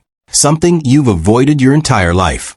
He handed the document to a board member in the front row. "Verify it if you want. Call my lawyers. Check the records. But we both know what you'll find." The board member scanned the document, his eyes widening. He looked up at Maria's mother-in-law with undisguised contempt. "It's legitimate. Every word he said is true." And with that, the last pillar supporting her illusion of power crumbled. She collapsed into a chair, her perfect posture finally breaking, her mask of control shattered beyond repair. Robert took Maria's arm again. "We're done here. Maria needs rest, and these people need to reflect on their complicity." As they walked out, the ballroom behind them erupted in chaos.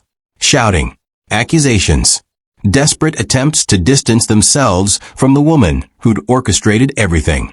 But Maria didn't look back. She'd spent months enduring, months staying silent, months letting her work speak. And now, finally, the truth had spoken louder than any of them. The question that lingered wasn't about guilt. That had been proven beyond doubt. The question was about consequences. What happens when the powerful are exposed? When lies are replaced with evidence? When silence is finally broken? The answer was unfolding in real time, captured by cameras that would ensure this night was never forgotten.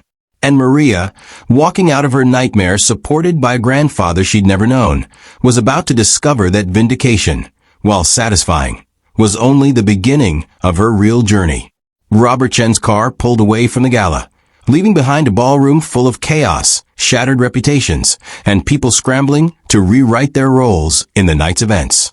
But inside the Bentley, silence reigned. Not the oppressive silence Maria had endured for months, but a different kind. Protective, peaceful, the kind of silence that came after a storm when the world was still catching its breath. Maria sat beside her grandfather, her hands resting on her belly where the twins moved restlessly, as if they too sensed the seismic shift in their mother's life. She hadn't spoken since they left the ballroom, hadn't cried, hadn't asked questions. She simply sat, breathing slowly, processing months of pain that had finally been validated in front of everyone who doubted her. Robert watched her carefully, his experienced eyes recognizing the signs of someone who'd learned to survive by going internal, by protecting the core of who they were when the outside world became unbearable. He'd seen it before, in soldiers returning from war, in business partners who'd been betrayed, in his own daughter 30 years ago, when he'd rejected her choice of husband. The weight of that regret sat heavy on him now. "You don't have to talk," he said quietly. "But I need you to know something. Your silence these past months wasn't a weakness. It was a strategy, and it worked." Maria turned to look at him, her eyes red but dry. "Did it?" "Because it felt like losing. Every single day." Robert nodded slowly. "I know it did. But think about what happened tonight. If you'd fought back earlier, if you'd confronted your mother-in-law publicly, if you'd demanded credit loudly, what would have happened? Maria considered this. They would have called me difficult, ungrateful, emotional. Exactly, Robert said. They would have used your reactions as proof that you were unstable. Your silence, your patience, your refusal to give them ammunition. That's what made tonight possible. Because when the truth finally came out, there was no way to dismiss it as your overreaction or your exaggeration. The evidence spoke. And you didn't have to. The car turned onto a tree-lined street, pulling up to a brownstone Maria had never seen before. Robert's home, she realized. Your mother lives here too, he said, reading her expression. Has for the past 5 years after your father passed. She didn't tell you because I asked her not to. I wanted to earn the right to meet you, not demand it because of blood. Maria's breath caught. My mother's here? Now. Robert nodded. She's been watching from a distance too, wanting to help but respecting my decision to wait. Tonight, I think we've all waited long enough. The front door opened before they reached it, and a woman stepped out. Older now, her hair streaked with gray. But Maria would have recognized her anywhere. Her mother. The woman who'd raised her alone after her father died, who'd worked the market stalls to put Maria through school, who'd taught her that dignity wasn't about where you came from, but how you carried yourself. Mama, Maria whispered, and then she was moving, as fast as her pregnant body would allow, into arms that had always meant safety. Her mother held her carefully, mindful of the belly between them, tears streaming down both their faces. I'm sorry, her mother said in Spanish, their private language. I'm so sorry I wasn't there. I wanted to tell you about your grandfather, wanted to help, but he said. Maria pulled back, looking into her mother's eyes. Why didn't you tell me? All these years, I thought I had no one. Her mother's face crumpled with old pain. Because I was ashamed. When your grandfather rejected your father, rejected our marriage, because he thought we weren't good enough, I swore I'd never ask him for anything. Not money, not help, not even acknowledgement. I wanted to prove I could raise you, without his approval. Robert stood behind them, his voice heavy with regret. And you did. You raised an extraordinary daughter. But pride cost us all 30 years we can't get back. He looked at Maria. I was wrong. About your father. About what matters. About everything I thought defined worth. Your father was a better man than I'll ever be. He loved your mother completely. Worked himself to exhaustion to provide for you. And I threw that away because of numbers in a bank account. Maria felt the weight of generational pain, of pride and prejudice and lost time that couldn't be recovered. But she also felt something else. The possibility of healing, of choosing differently than those who came before. What happens now, she asked. Robert gestured toward the house. Now you rest. You're safe here. Your mother's been preparing a room for you and the twins. And tomorrow we will start fixing what's broken. Inside, the brownstone was warm and lived in, nothing like the cold mansion Maria had been slowly suffocating in. Family photos lined the walls, pictures of her mother, of Maria as a child that her mother must have shared, of her father whose smile she'd inherited. This was a home, not a showcase, a place where people lived and loved and made mistakes and forgave each other. Her mother guided her to a bedroom that had been carefully prepared. A crib stood in the corner, already assembled. Baby clothes were folded neatly on a dresser. A rocking chair sat by the window. You did all this? Maria asked, her voice breaking. Her mother nodded. I've been preparing for months.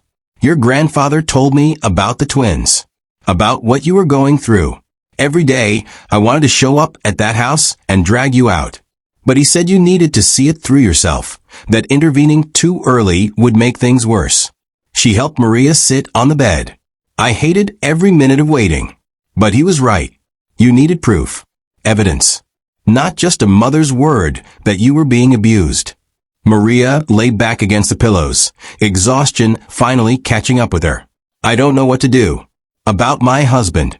About the company. About any of it. Her mother smoothed her hair, a gesture from childhood that still brought comfort. Tonight, You don't do anything. Tonight, you rest. Tomorrow we will make plans. As her mother left the room, Robert appeared in the doorway. May I? He asked, and Maria nodded. He sat in the rocking chair, looking older now than he had at the gala, the weight of the evening settling on him. I need to tell you something about your husband, he said carefully. Maria tensed. I saw the videos.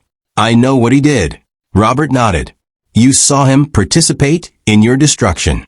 What you didn't see was the 3 times he almost stopped it. The moments when he questioned his mother's narrative. The nights he couldn't sleep because something felt wrong, but he couldn't articulate what. He leaned forward. I'm not excusing him. What he did was unforgivable.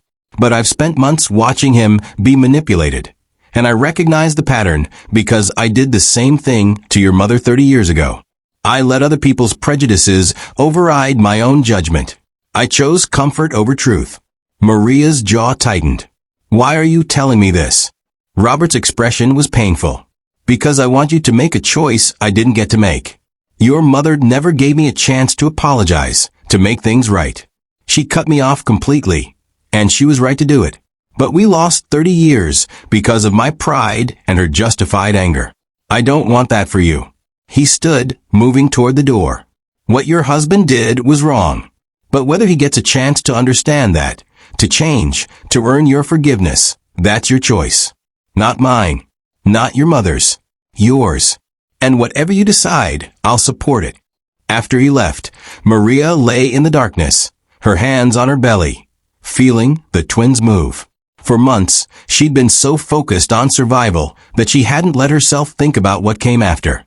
About forgiveness or consequences or the future. About whether love that had been poisoned could ever be cleansed. Her phone buzzed. 53 missed calls. 37 text messages. Most from her husband. She read one, I'm sorry. I know those words mean nothing right now. But I need you to know, I finally see what I did. What I let happen.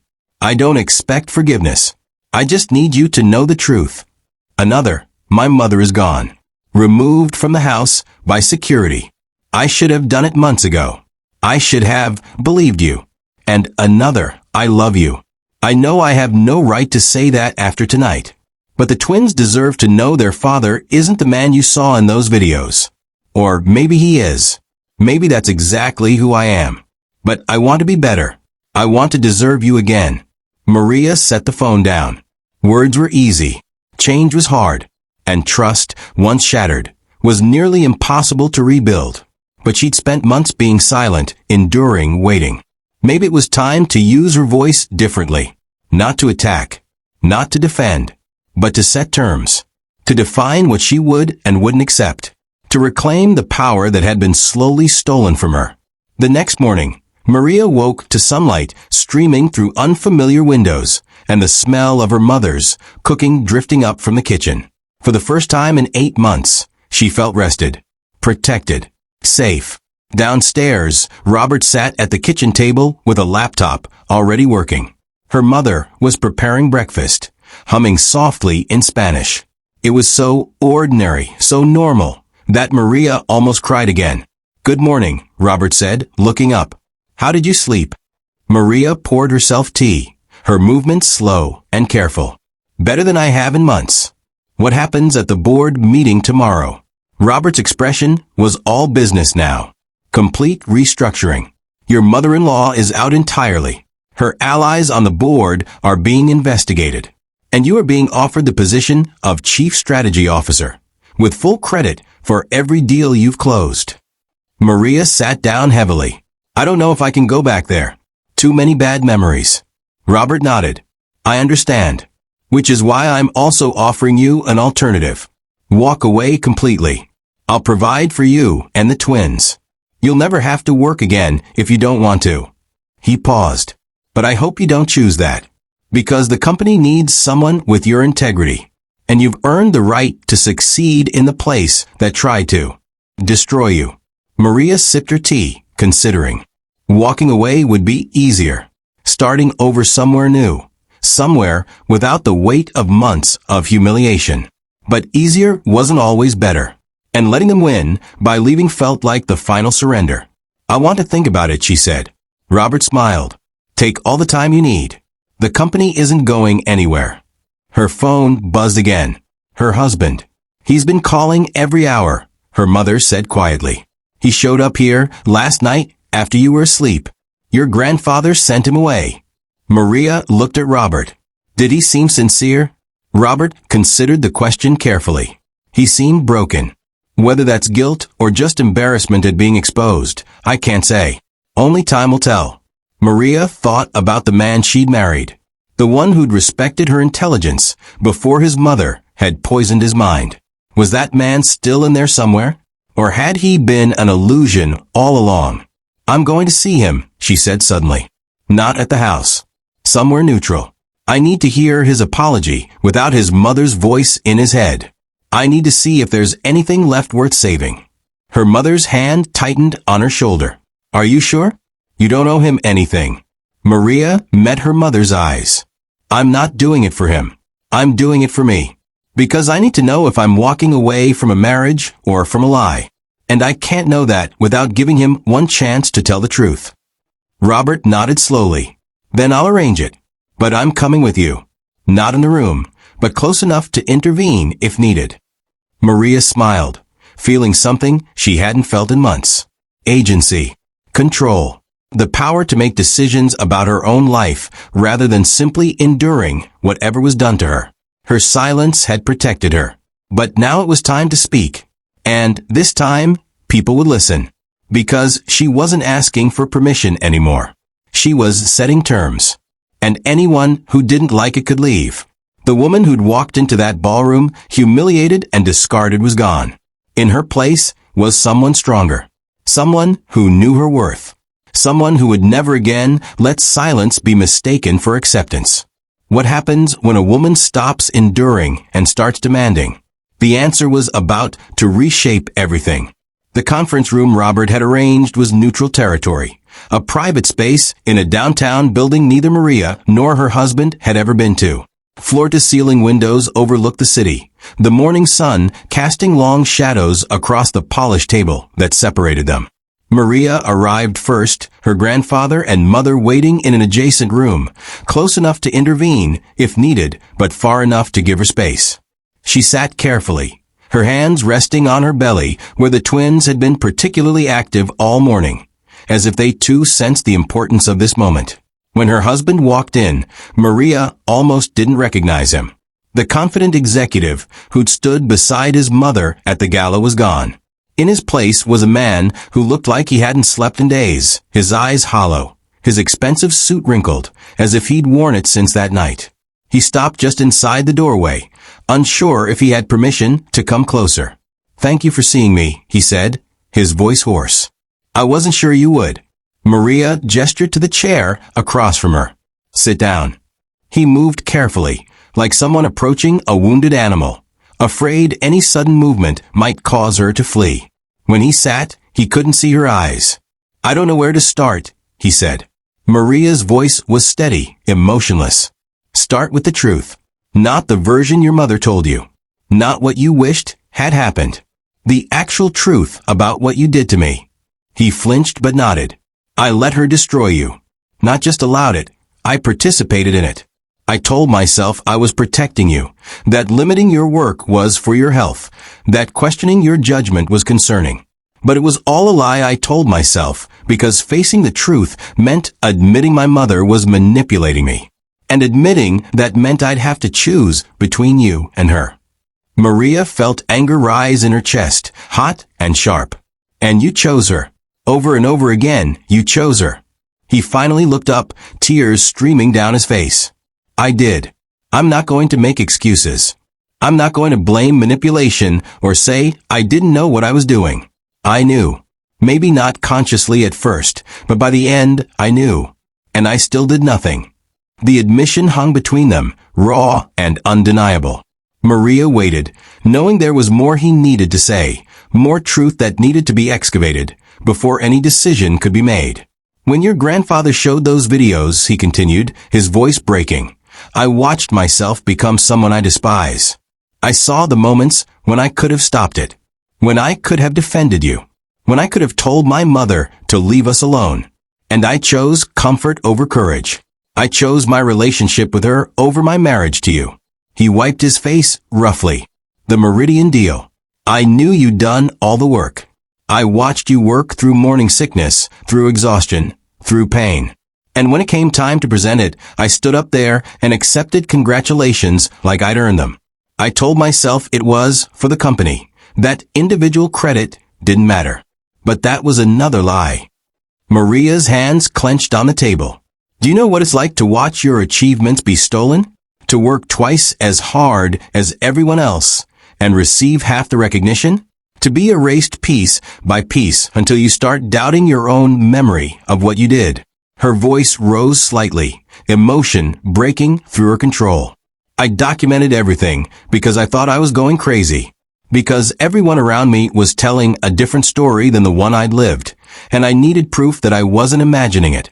He was crying openly now. I'm sorry. I know those words are meaningless after what I did. But I'm so sorry. Maria leaned forward, her eyes blazing.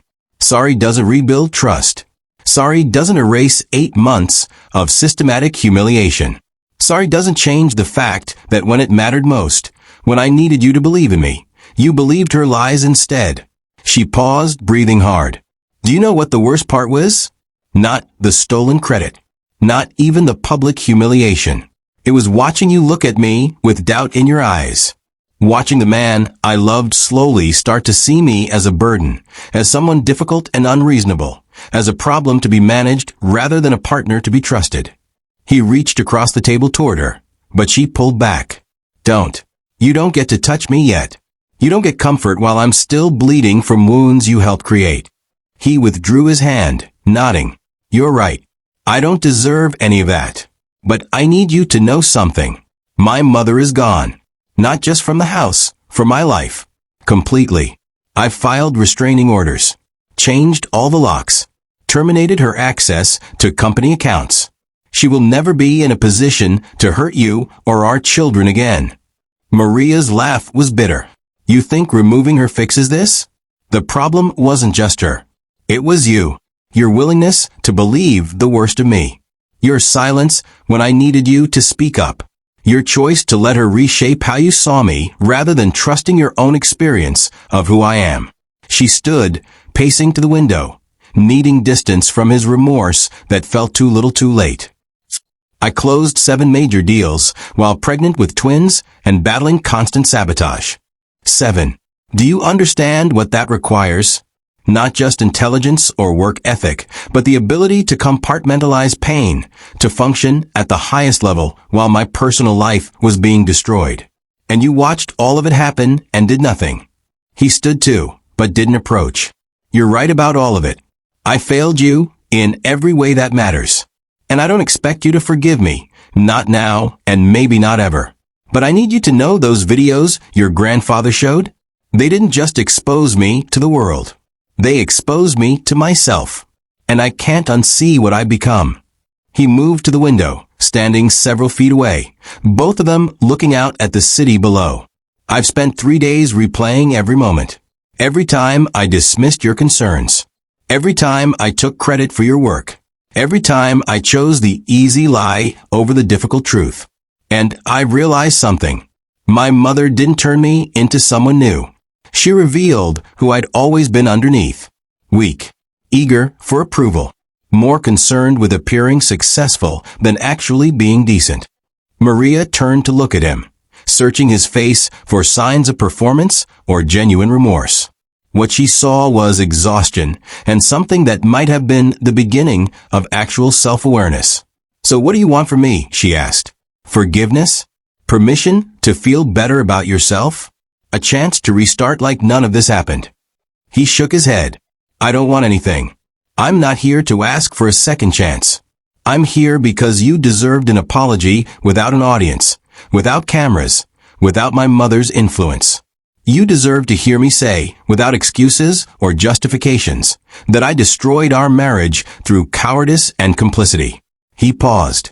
And because our children deserve a father who understands what he did wrong, even if their mother decides he doesn't deserve to be part of their lives.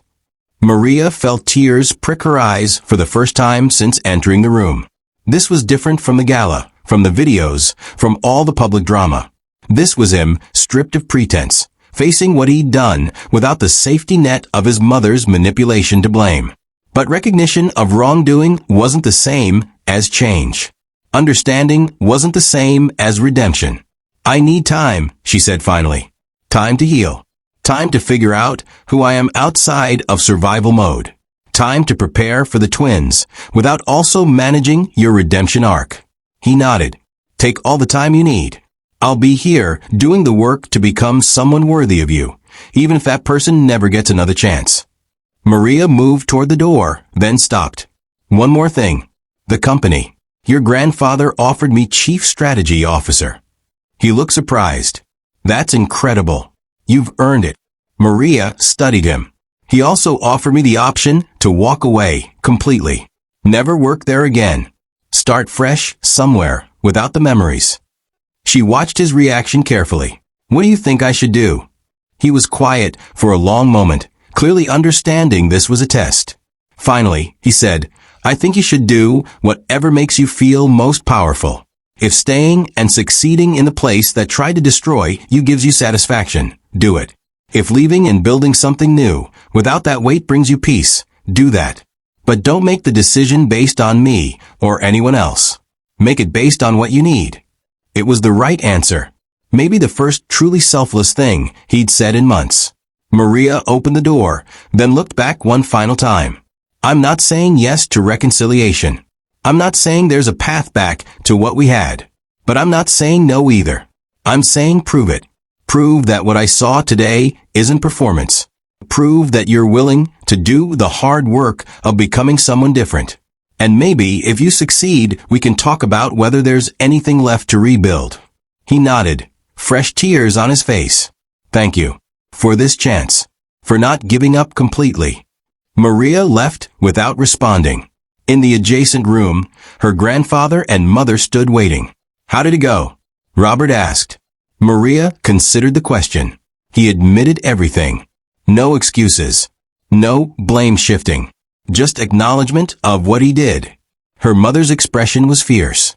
And Maria smiled, tired but genuine. "And I told him I need time. That recognition isn't the same as change. That he has to prove he's different before we even discuss reconciliation." Robert nodded approvingly. "That's wisdom. Not letting anger close all doors, but not opening them prematurely either." They left the building together. Maria flanked by family she'd only just found, but who'd fought for her more fiercely than anyone. As they walked to the car, Maria felt something shift inside her. For months, she'd been in survival mode, enduring, documenting, waiting for vindication. The gala had provided that vindication. Her grandfather's intervention had restored her professional reputation. But this conversation had given her something else. Power. Not power over her husband. Power over her own life. The ability to set terms, to demand change, to decide on her own timeline what she would and wouldn't accept. She wasn't the woman who'd walked into that gala expecting celebration and receiving humiliation. She wasn't even the woman who'd left that gala supported by her grandfather. She was someone new. Someone who'd been tested and hadn't broken. Someone who'd endured cruelty and emerged with her integrity intact. Someone who understood that true strength wasn't about never being wounded, but about how you healed afterward. Later that evening, back at her grandfather's brownstone, Maria sat with her mother and grandfather around the dinner table. "I've decided," she said, "about the company." They waited. "I'm taking the Chief Strategy Officer position. Not because I want to prove anything to them. Because I want to prove something to myself. That I can succeed in the place that tried to break me. That my work speaks louder than any amount of sabotage. That women who come from nothing can stand in rooms full of inherited wealth and be undeniably, irrefutably brilliant." Robert raised his glass. To Maria, who never needed vindication because she never stopped being extraordinary. They drank, and Maria felt the weight of the past months begin to lift. Not disappear. Wounds this deep would take time to heal. But lighten. Become manageable. transform from a crushing burden into a story of survival that would make her stronger. The board meeting was tomorrow. The restructuring would begin. Her mother-in-law's allies would face consequences. And Maria would walk into that boardroom not as a victim seeking justice, but as a professional claiming her rightful place. The gala had been her public vindication. But this decision to stay, to succeed, to rise, was her private triumph. And somehow, that felt even more powerful. Because it wasn't about what others thought of her anymore. It was about what she knew about herself. And what she knew was this: she was unbreakable. Not because she'd never been broken, but because she'd learned to rebuild herself stronger every single time. Can a marriage survive betrayal this deep? Can trust be rebuilt from ruins? The answer would unfold over time. But tonight, Maria wasn't worried about answers. She was finally, peacefully, ready to ask the right questions. 3 weeks after the gala, on a quiet Tuesday morning, Maria went into labor. The twins, as if they'd been waiting for their mother to find solid ground before making their entrance. Arrived 2 weeks early, but healthy and strong. A boy and a girl. Perfect. Complete. The embodiment of everything Maria had endured to protect. Robert and her mother were in the waiting room when it happened, pacing anxiously despite the doctor's assurances that everything was progressing normally. When the nurse finally emerged to tell them Maria and the babies were doing well, Robert sat down heavily, tears streaming down his weathered face. "I missed so much," he said to his daughter. "With you. With Maria. I'm not missing any more." Maria's mother took his hand, and in that gesture was decades of pain beginning to heal. Forgiveness wasn't instant, but it was starting. In the recovery room, Maria held her babies with a fierce protectiveness that came from having fought for the right to bring them into a world where they'd be safe. The girl had Maria's dark eyes and serious expression. The boy had his father's features, but Maria's determined chin. They were hers. Irrefutably, completely hers. When the nurse asked if she wanted visitors, Maria hesitated. She knew who was waiting, who had been waiting for 3 weeks, calling daily, sending flowers she refused, leaving voicemails she didn't listen to. Her husband, the man who destroyed their marriage but was supposedly trying to rebuild himself. "Not yet," Maria said quietly. "Give me time with them first."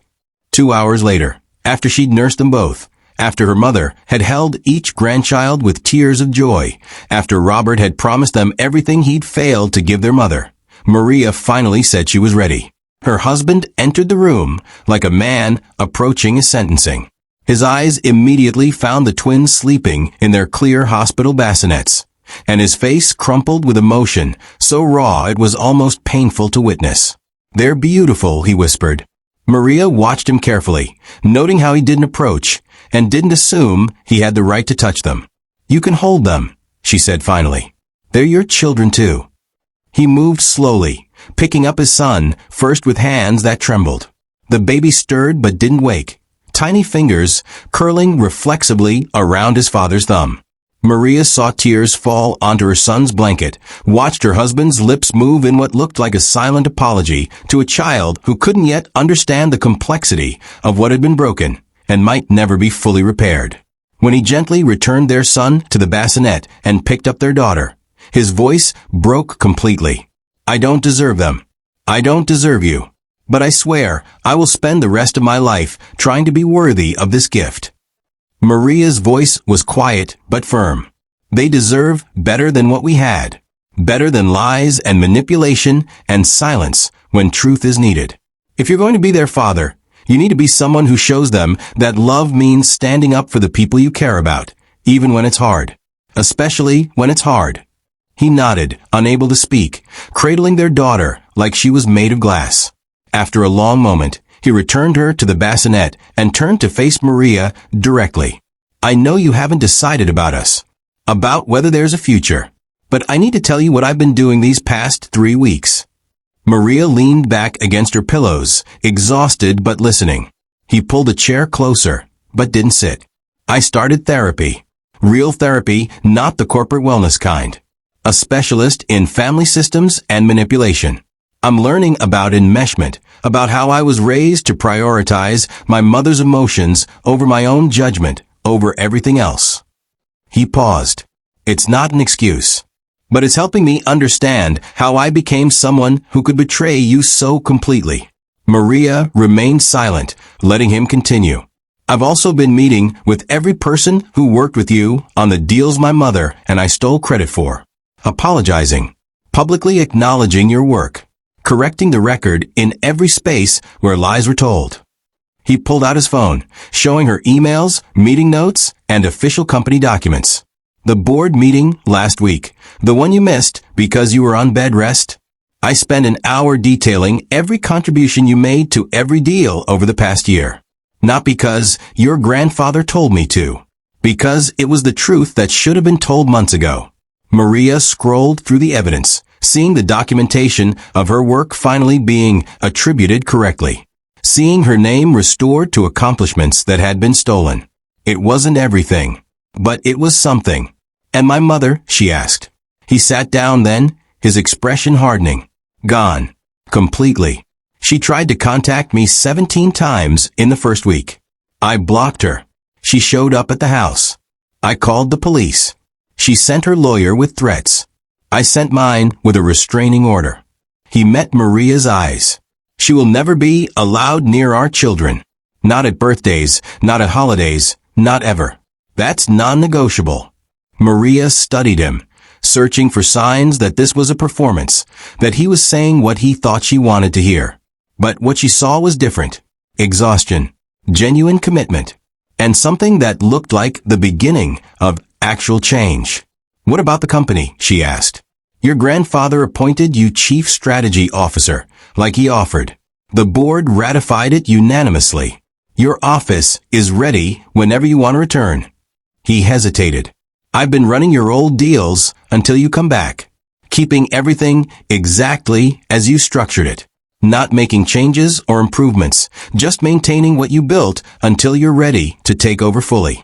It was the right approach. Not trying to fix or enhance her work, just protecting it. Maria felt something loosen in her chest, a knot of anger that had been wound so tight for so long it had become part of her structure.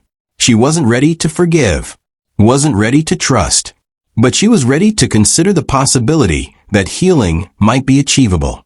Not certainty, just possibility. I'm not coming home yet, she said finally. I'm staying with my mother and grandfather for at least 3 months. The twins need stability, and I need space from that house and all the memories it holds. He nodded. I understand. The house is yours if you want it. I'll move out. Or we sell it and both start fresh somewhere else. Whatever you need. Maria considered this. I don't want it. Too much poison in those walls. Sell it. Use the money for the twins' education fund. He pulled out a folder she hadn't noticed him carrying. Already done. I listed it 2 weeks ago. Got an offer yesterday. The entire sale goes into a trust for them, completely separate from either of our personal accounts. Maria took the folder, seeing the legal documents that proved his words. This was different from apologies.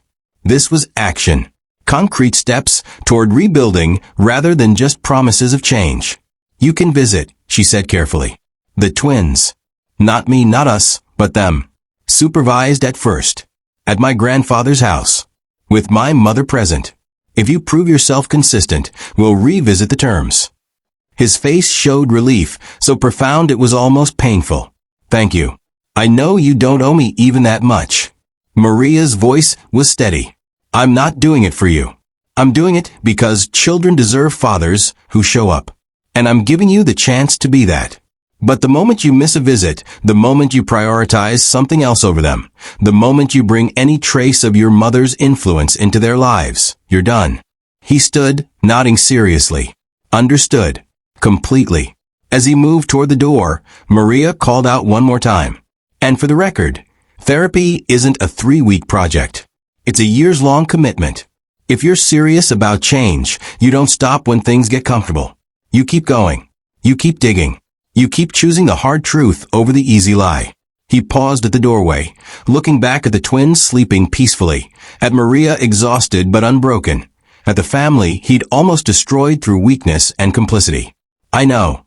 And I will. When he left, Maria's mother entered, having waited outside during the entire conversation. How do you feel? She asked. Maria looked at her babies, at the life growing in front of her, at the possibility of healing that existed alongside the reality of pain. Tired, hopeful, scared, relieved, everything at once. Her mother sat beside the bed. That's appropriate. Healing isn't linear. Some days you'll believe reconciliation is possible. Other days you'll wonder why you're even trying. Both feelings can be true at the same time. Over the following weeks, Maria settled into motherhood with the same intensity she'd brought to everything else in her life. The twins were demanding, exhausting, and absolutely perfect. Her grandfather's brownstone became a sanctuary where she could heal without pressure, where her competence as a mother was never questioned, where help was offered freely without judgment. Her husband visited 3 times a week, always punctual, always respectful of boundaries, always focused entirely on the twins. He changed diapers without complaint. He learned to swaddle properly after watching tutorial videos. He sat for hours holding them while they slept, as if trying to memorize their faces.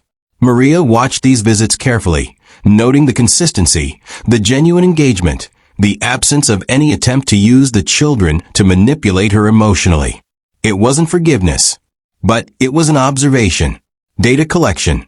The same strategic approach she'd used in business now applied to the most important deal of her life.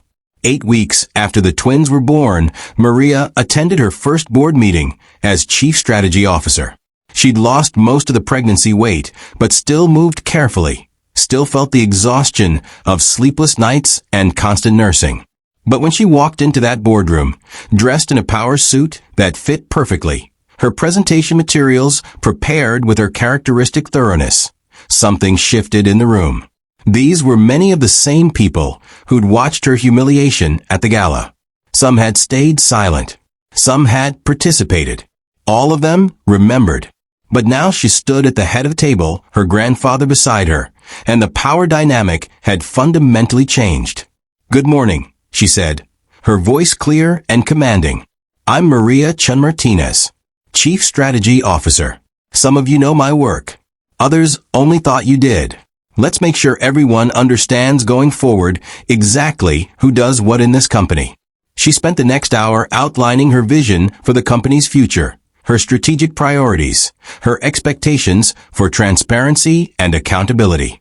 When she finished, the room erupted in applause. Genuine this time, based on respect earned rather than status assumed. Gerald, the executive who'd questioned her months earlier, approached afterward. "Maria, I owe you an apology. A real one. I let biases cloud my judgment. I failed to stand up for you when it mattered. That won't happen again." Maria studied him, seeing genuine remorse. "Apology noted. Now prove it by being the ally I needed then, for whoever else in this company might be facing similar situations." He nodded. "You have my word." One by one, colleagues approached. Some apologizing. Some congratulations. Some simply acknowledged that they'd witnessed injustice and done nothing. Maria accepted each interaction with grace, but didn't absolve anyone easily. Forgiveness was earned, not freely given. When the room finally cleared, Robert approached. "You were magnificent. Your father would have been so proud." Maria felt tears prick her eyes. I wish he could have seen this. Seen the twins. Know that everything he sacrificed wasn't wasted.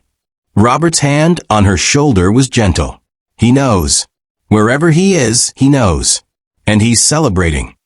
That evening, as Maria nursed the twins before bed, her mother sat beside her. "Have you thought more about your husband? About reconciliation?" Maria was quiet for a long moment. "I think about it constantly. About whether love that was poisoned can ever be fully cleansed. About whether I'm strong enough to risk trusting him again. About what's best for the twins versus what's best for me." Her mother nodded. "Those are the right questions. Better than rushing to forgiveness because it's easier than holding boundaries." Maria looked at her children, at their perfect faces unmarked by the pain their parents had inflicted on each other. I want them to see a marriage built on respect, in truth, on the willingness to fight for each other rather than against. If their father and I can't build that, then being apart is better than modeling dysfunction. Her mother smiled. That's wisdom. Real wisdom that takes most people decades to learn. 3 months after the twins were born, Maria's husband asked if they could talk. Not about the children, about them. They met at the same neutral conference room where they'd had their first real conversation after the gala. This time, when he entered, he looked different. Not just cleaner or more rested, but fundamentally changed. The entitled executive who'd assumed credit for others' work was gone. In his place was someone who looked like he'd spent months staring at uncomfortable truths until they became undeniable. I wanted to update you, he said, sliding a folder across the table. 6 months of therapy records. Not because you asked for them, but because transparency matters. Because you deserve to know that this isn't performance. It's actual work.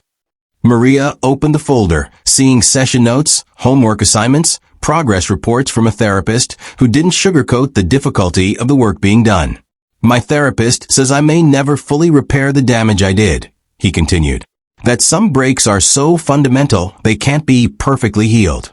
But she also says that broken bones, when they heal properly, are often stronger than they were before. He paused. I don't know if that's true for marriages, but I like the chance to find out. Maria closed the folder, her decision already made weeks ago, but only now ready to be voiced. I'm not saying yes to going back to what we had. That marriage is dead. It died the night you let your mother humiliate me in front of 50 people. She saw him flinch, but continued.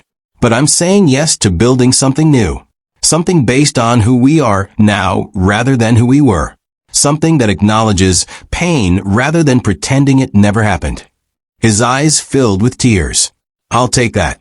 Whatever terms you set. Whatever pace you need. I'll take it. Maria pulled out her own folder, one she'd been preparing for weeks. Then here are my terms. Continued therapy for both of us, individually and together. Complete transparency about feelings, doubts, struggles. No secrets. No protecting each other from difficult truths. And if at any point I feel you're slipping back into old patterns, if your mother somehow re-enters the picture, if you take credit for anyone's work or stay silent when truth is needed, we're done. Permanently. No second chances beyond this one. He read through the document carefully, noting each requirement, each boundary, each consequence. When he finished, he signed it without hesitation. These terms are fair. More than fair. I agree with all of it. Maria signed as well, and they sat across from each other, a legal agreement between them that felt both sad and necessary. This doesn't mean I trust you yet, Maria said. Trust is earned slowly, through consistency, honesty, and time. He nodded. I know, and I'm prepared to earn it, however long it takes. They left the conference room separately as they'd arrived. But there was something different now. Not certainty. Not the easy love they'd once shared. But possibility. The chance that two broken people might, through tremendous work and unflinching honesty, build something stronger than what they destroyed. 6 months later, Maria stood in her new home office, a space she designed in the house she and her husband had purchased together after selling the Poison Mansion. The twins were napping in the nursery down the hall. Her husband was downstairs, preparing dinner after a full day of co-parenting that had become their new normal. On her desk sat photos of her grandfather, her mother, her late father, and the twins. Beside them, the contracts for 3 new deals she'd closed that quarter, each one bearing her name prominently. Chief Strategy Officer, granddaughter of Robert Chun, mother, wife, though that title now carried complexity it hadn't before. Maria picked up her phone and recorded a voice note to herself, something she'd started doing as a way to document her journey. Today marks 1 year since the gala. 1 year since everything fell apart and somehow, impossibly, came back together differently. Better maybe. Definitely more honest. She paused, collecting her thoughts. I learned that survival isn't about never breaking. It's about how you rebuild afterward. That silence can be a strategy when used deliberately, but voice is power when wielded carefully. That forgiveness isn't about absolving someone of wrongdoing, but about freeing yourself from the weight of carrying their guilt. She looked around her office at the life she'd built from ruins. My mother-in-law is gone, banned from our lives legally and emotionally. My husband is different, not perfect, still working, still learning, but genuinely different. My children are healthy. My career is thriving. My family is whole in ways I never imagined possible. Maria set down the phone and walked to the window, watching the sun set over the city where she'd fought every battle and won most of them. Not through loud revenge, not through matching cruelty with cruelty, but through patience, documentation, strategic silence, and the unwavering knowledge that truth eventually becomes undeniable. The woman who'd entered that conference hall 2 years ago would barely recognize who she'd become. And that, Maria realized, was exactly as it should be. Growth wasn't about staying the same. It was about letting pain refine you rather than define you. About choosing who you became after the breaking rather than letting trauma choose for you. Downstairs, she heard her husband call that dinner was ready. Heard the twins starting to wake, their soft cries building toward urgent demands. Heard her mother's laugh as she arrived for the weekly family dinner that had become tradition. This was her life now.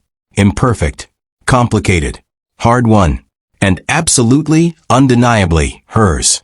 Maria smiled, picked up her daughter, who'd started crying louder, and headed downstairs toward the family that had been torn apart and painstakingly rebuilt. Not perfect, but real. And sometimes that was more than enough. The question wasn't whether betrayal could be survived. Maria had proven it could.